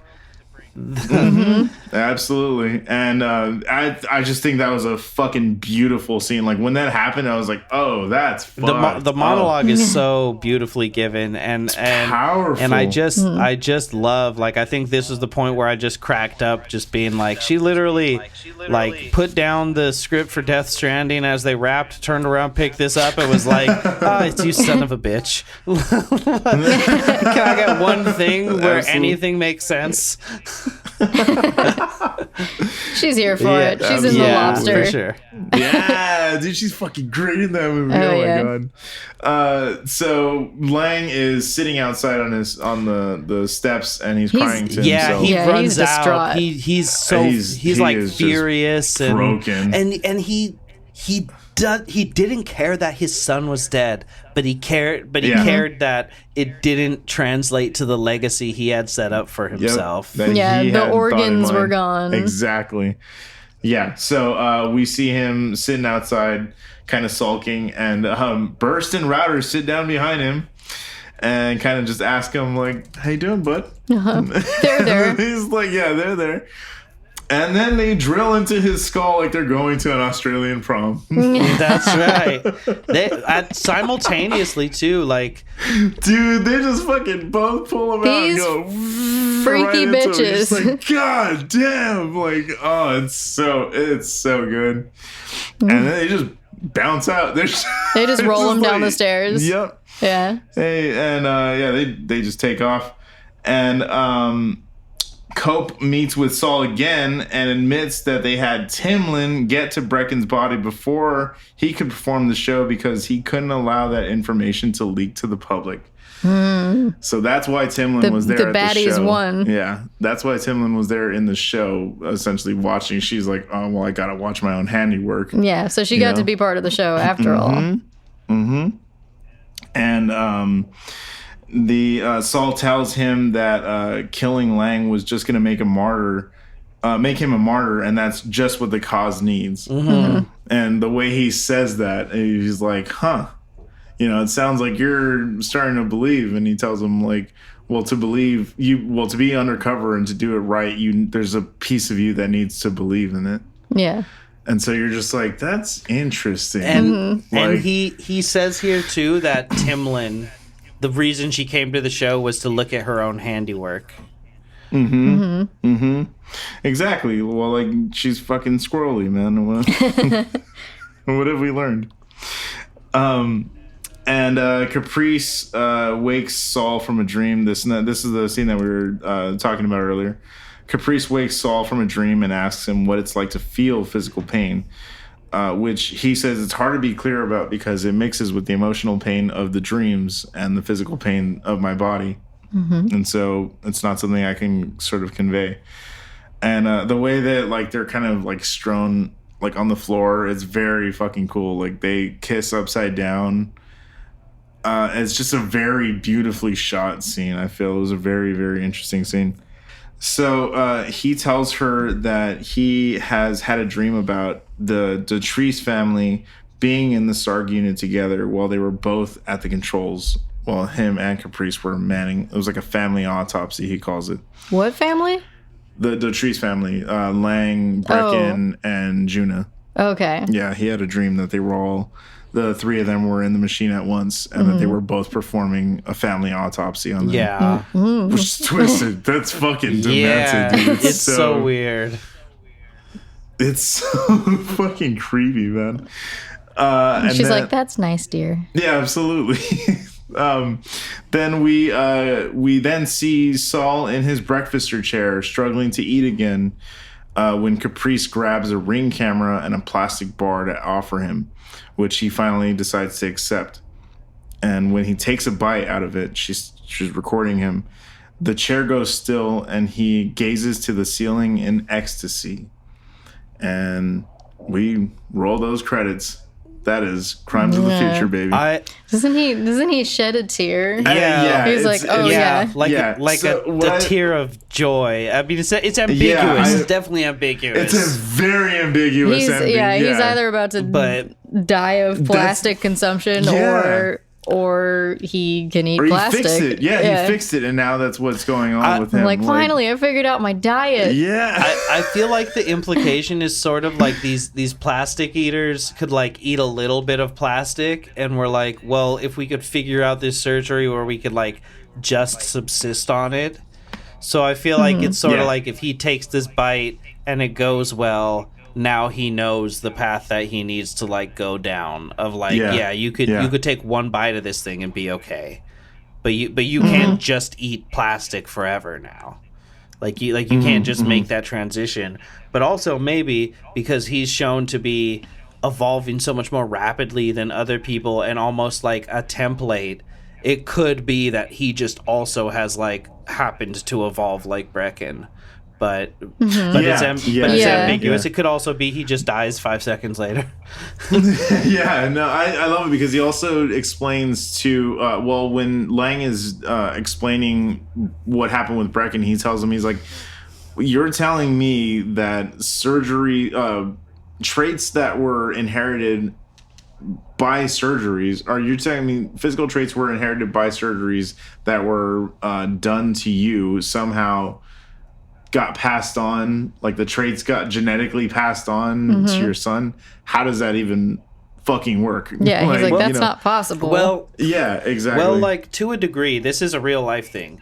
Okay, like if you are in, like, really bad shape and you have a kid, and it's like the same, like you and your partner, and you're both not in great shape, and then 5 years later, you guys have worked out, you've changed your whole eating habit, you're in, like, amazing shape, and you have another kid, that second kid's genetic makeup is different than the first kid. Your genetic makeup at that point is different than it was when you were not in shape, because literally like there is that amount of like nature and nurture balance, and it does have like a genetic effect. So the genes and the like state that your cells are in when you have that kid when you're in better shape, it just passes down better genes essentially.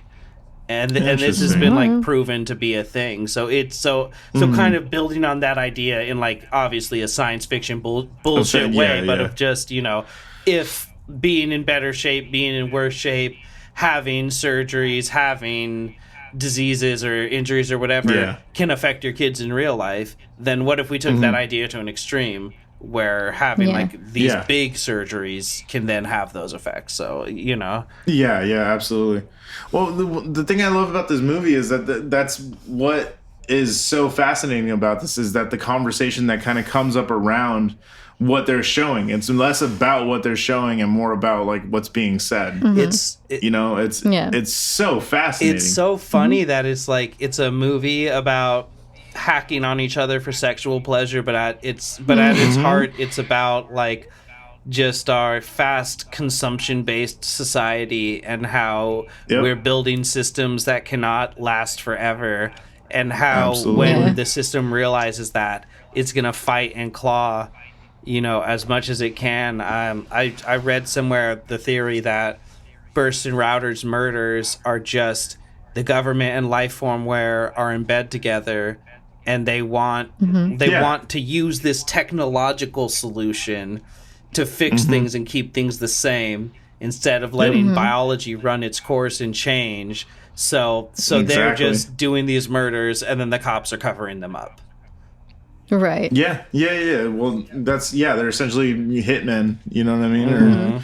Or for the government. Yeah. Which I'm realizing I recognize one of those ladies. Nadia Litz as Danny Router is, she once played Evelyn, the cutest Evil Dead girl, which is one of my favorite short films. That's so funny. Haven't seen her in ages. That's so funny. Well, good for her getting out there, man. Yeah. Yeah, no, I absolutely, like I said, this movie had such a profound, like, impact on me when I first watched it in theaters, and I got just as much out of it from the second and third viewings, just because it was like, this world is so interesting. You just want to know what the hell is going on. Every single inch of it is covered in intrigue, like, and you don't get all the answers. Like, that's what, again, I love about, like, we've talked about on the show before. We love what, like, horror leaves us feeling. Like, like we're left to ponder these things. We're left to ponder these thoughts. And it's like, that's what we enjoy so much about this genre, is the conversation. The fascination. And again, exactly. And, like, this movie, I think, kind of embodies all of that, is that, like, that intrigue with the macabre, and like with like gore and violence and stuff, and then also being able to pull the beauty from it and like to really appreciate what's going on, like I said, because it really is celebrated. Like those scenes with the ear dude and with her getting her face hacked up, those are very for lack of a better word, beautifully shot scenes. They're very beautifully shot, and like they're intimate. They're very close. Like it's very tight, you know. And it's just kind of, I felt, was a celebration of body modification, and like where that kind of has led to at this point in this future. Yeah, this is a source of joy. Yeah, and it's something that I take very personally, because body modification is something I've very much been interested in and practiced for so long, and it's really nice to see a movie celebrating these things and bringing them to like a high art scale, essentially, where it's like this. Like I said, this is his love letter to pain, because pain does shit for us, and I know as an artist, speaking for myself. Sure, you can attest to this, but pain has fueled a lot of my fucking art. Yeah, definitely. Pain has fueled a lot of my shit, and I'm better for it. I'm better for it, having fueled that and being able to create something beautiful out of something so heinous or like shitty circumstances or whatever. You know, like I feel like this movie is that I guess his way of saying, I understand that pain is a necessary part of the creation process. It sucks that we have to go through it, but like, what happens if we embrace it? Right. Yeah. And it's kind of like, it's meaningful. Yeah, absolutely. Mm-hmm. So that's why we're getting into ratings, which I'm gonna rate this motherfucker a high 6. And if I could go fucking higher, I would absolutely. Yeah. It's one of the most perfect fucking films I've ever seen. It's one of those. It's how I felt about, funny enough, like Doctor Strange 2.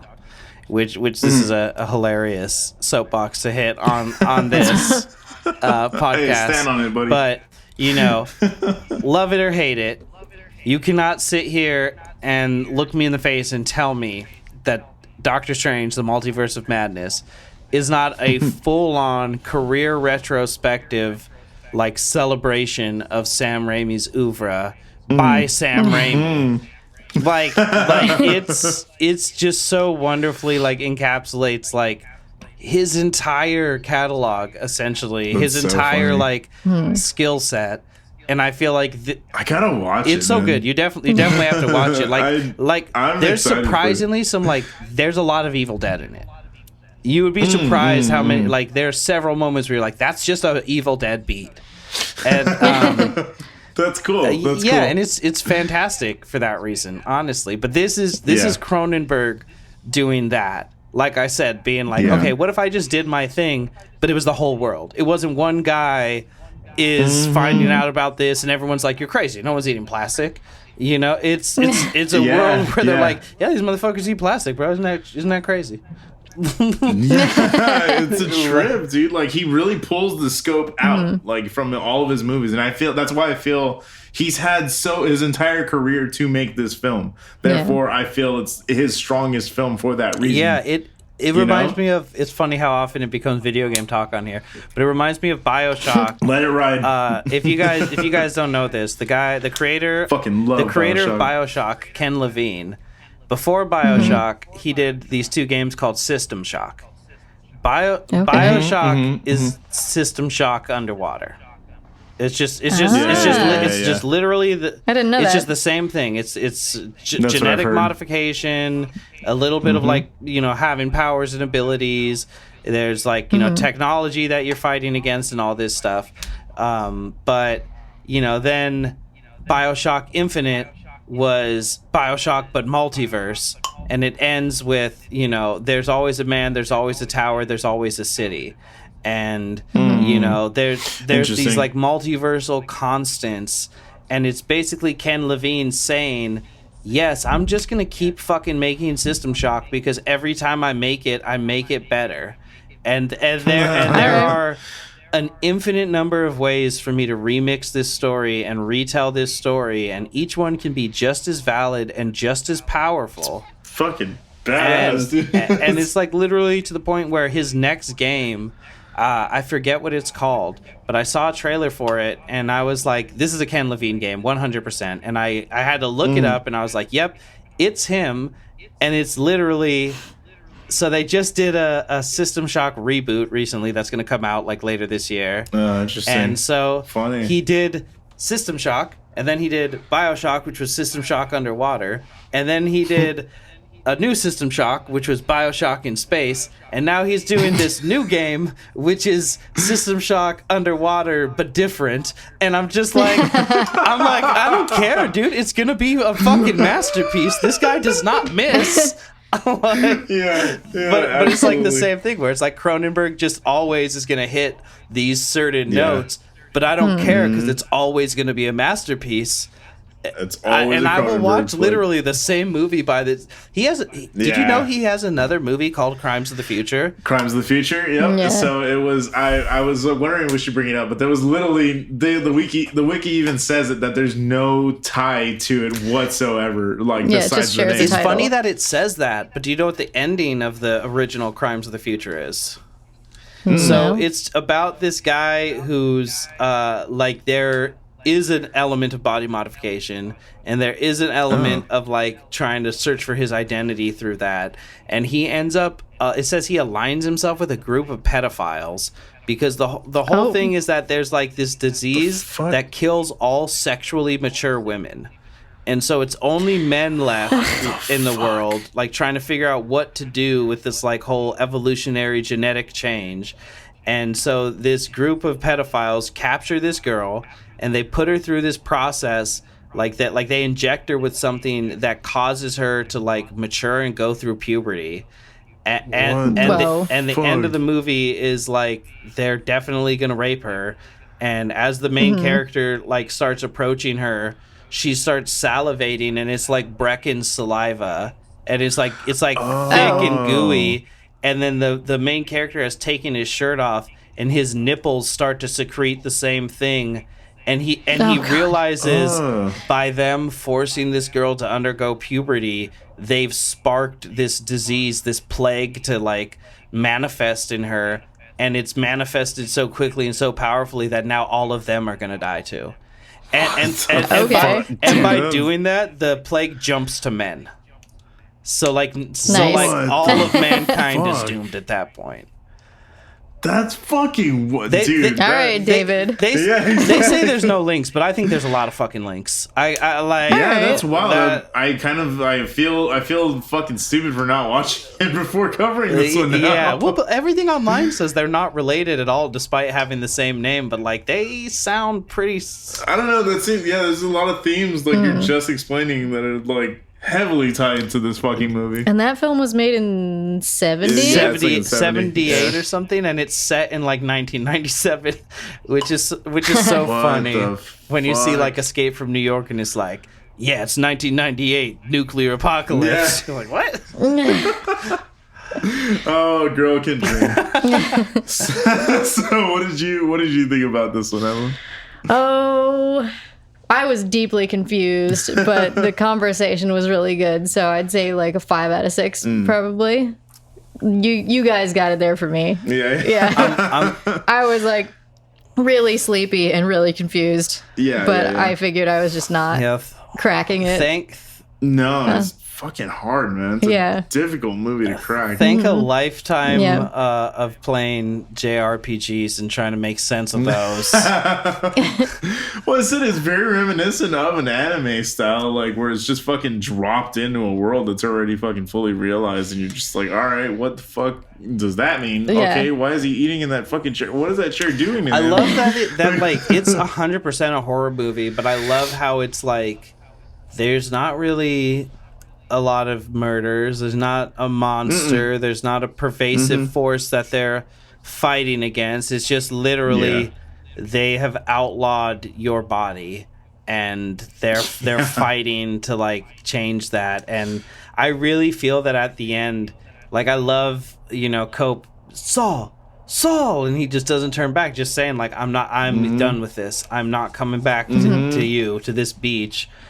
And I think if he does survive, he's for sure taking Lang's place.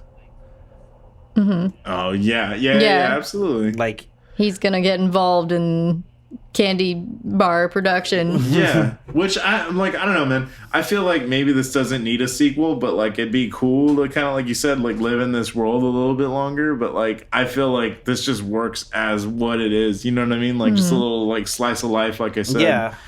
Absolutely. It's so fucking cool. That being said, so 6 cool. out of 6 for sure for me. I loved it. I could watch this movie for the rest of my life. Absolutely. I'm glad you guys enjoyed it, man. Like I said, it was just one that had such a profound impact on me that I just wanted to bring it to the show, which like, because I feel like, again, this is what we talk about. Like we're looking for movies with substance here. Yeah.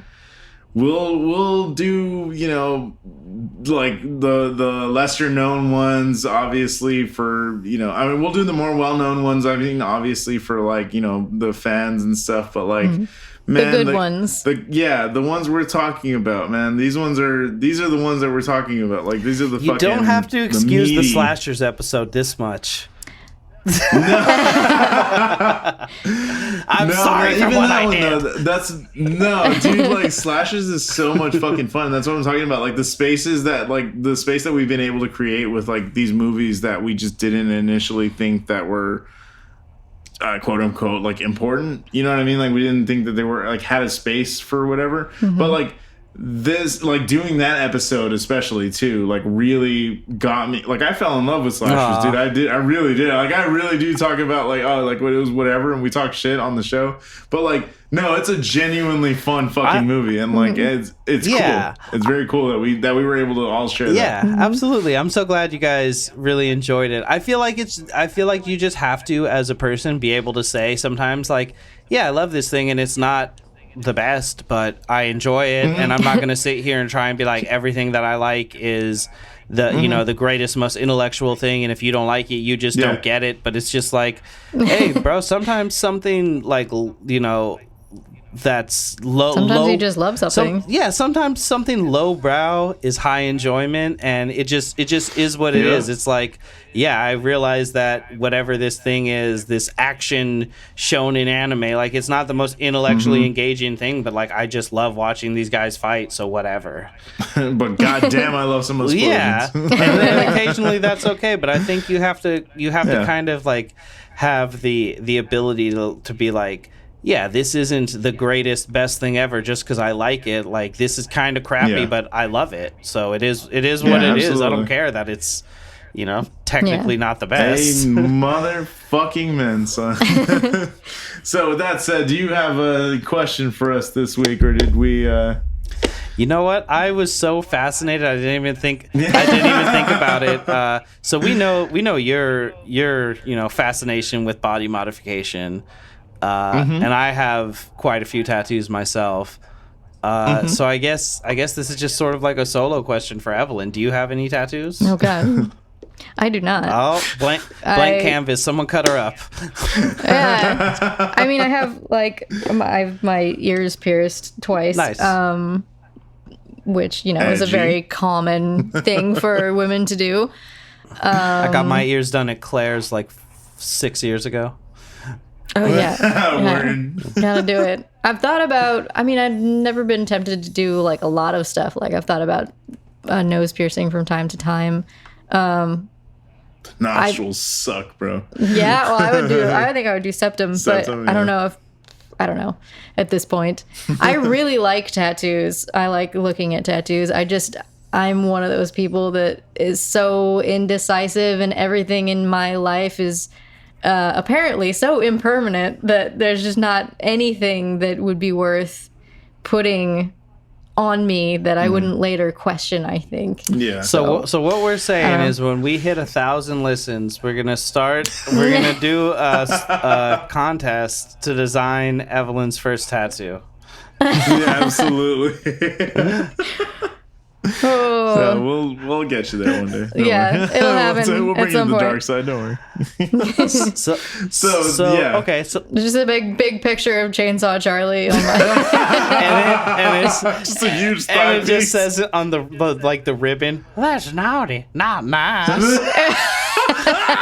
That would make me so happy. Can we get matching slashers tattoos?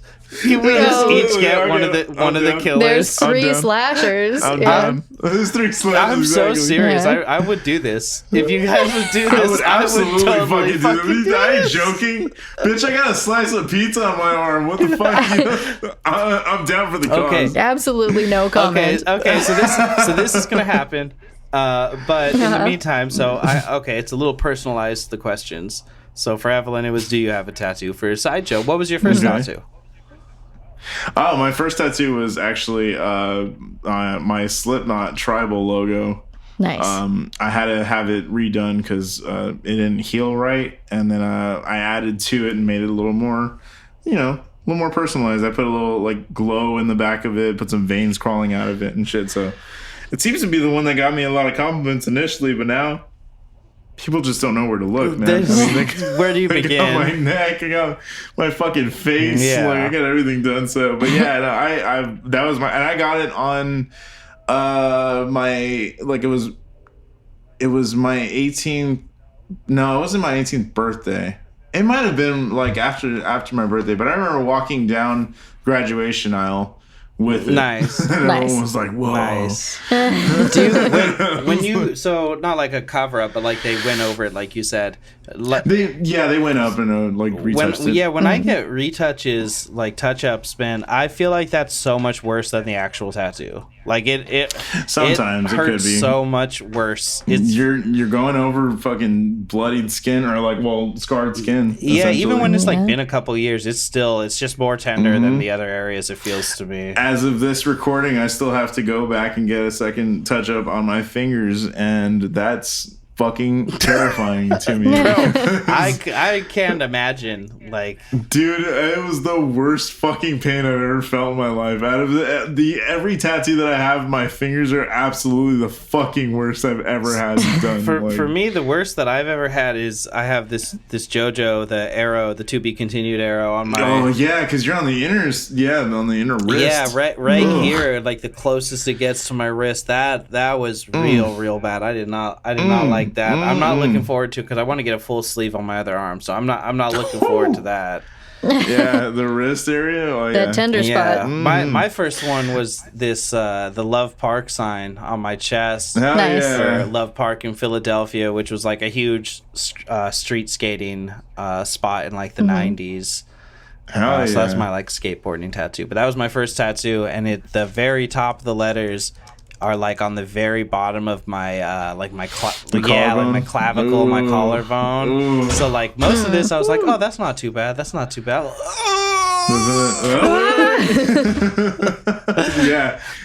No, absolutely not. I have no ideas for a chest piece, no plans for anything for a chest piece.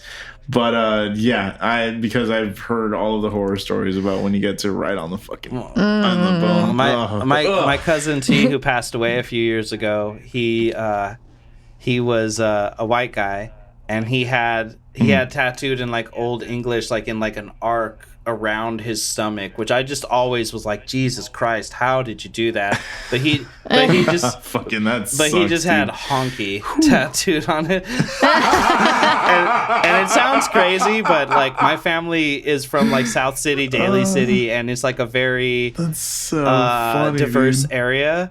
So like he would get called honky all the fucking time.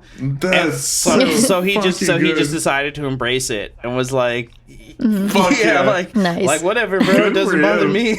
Good for him. On your chest. Damn, getting your stomach blasted. That's wild. Yeah. Good for him. Y'all would have loved him. He was a great guy. Absolutely. Well, that seems like we're about to close her out for this week, and next week, I think we got some very, very special fucking news for you guys. Mm-hmm. I mean, we're doing an in video episode. Excuse me, can't even speak. We're doing in video episodes, baby. Somebody's hopping on a plane. Absolutely. It's me. We are absolutely gonna have a great fucking time. We're covering Mandy. Mm-hmm. And that's right. This is, I mean, Panos Cosmatos is... Oh, Panos. Oh, Panos. I love this man so much, bro. First time I saw Beyond the Black Rainbow, his first movie, I was fucking shit-faced. And the scene, like the fucking scene that sticks with me to this day, and whenever I get like a nightmare vision or whatever, is always the fucking scene, like the acid dipping scene in that movie, where you just see like this creature or this man fucking crawling out of a pit of like the black void. Yeah, dude. Yeah. Oh my God. So I was like super curious to see what the fuck was up with Mandy after I saw that one. I was like, I didn't know that the visuals can go even harder. Yeah. Man, yeah. Mandy is like a heavy metal poster that you're inside. Yeah. For 2 hours. If you could That's a great way of putting it. If you could just climb into a poster,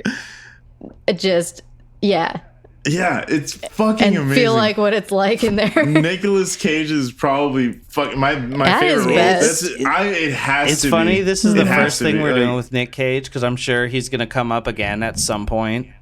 P.S. Nick Cage. I'm reading some of the stuff from this film. This movie, Crimes of the Future, was it's an old idea that he had a while back, like back in the 2000s. He was trying to make it. Nicolas Cage was once attached to be Saul Tenser. That's so wild. Interesting. And then Rafe Fiennes. Natalie Portman was going to be... I could see that. Caprice. I and can see that. Léa Seydoux was going to be... Timlin. No shit. Yeah. Oh wow, that would have been interesting. I'm glad they switched it around because I feel like Timlin would have been too similar to Fragile, her character in Death Stranding. I feel like she was able to have two very different characters in two very different dystopias. Right. But Fragile has kind of the same squirrely energy as Timlin, so I feel like I feel like maybe she might have been like, yeah, I think it would be a better use to like kind of mix it up. Like I wouldn't be surprised if she said something or Yeah, that makes sense though. I mean, I'm fucking Nick Cage in this would have been wild, right? Man. That's crazy. What a weird coincidence that we're just. I mean, I can't see anyone but Vigo. It's so well managed in Mandy. His character is just rides the line in this perfect way. Fucking beautiful. We're gonna get into that. So you guys stick around for more fun. You guys can find us on Facebook at The Devil's Work Podcast. We are on Instagram at The Devil's Work Pod. We have an email set up for you guys to talk to us. Give us some recommendations. Tell us what you think about the episodes. Any answers to even questions that we pose on the show. We have the Devil's Work Podcast at gmail.com. Mm-hmm. And I believe that's all the plugs. Do we say Letterboxd? Is that all Letterboxd? Yeah. We just attached that link. It's too long to say. But there's a Letterboxd. You can always find that in the description. It's always in the description. Yeah. And wherever you're listening to this, it would help us out a lot if you rate and review. You can subscribe to us on YouTube. We're also on there. Yeah. Just, man, help the family grow. Yeah. Spread the good word. It's all about family. It's all about family over here. So with that being said, we will see you guys next week, and it's going to be very fun having the third person underneath the same roof. I'm so excited to sleep on that couch. Hell yeah. Hell yeah. Oliver's going to keep you company, buddy. Fluffy boy. All right, you guys. Take care. Man, I don't know. Go get a tattoo. Yeah. Don't eat plastic. I was going to say, don't bite off more than you could chew.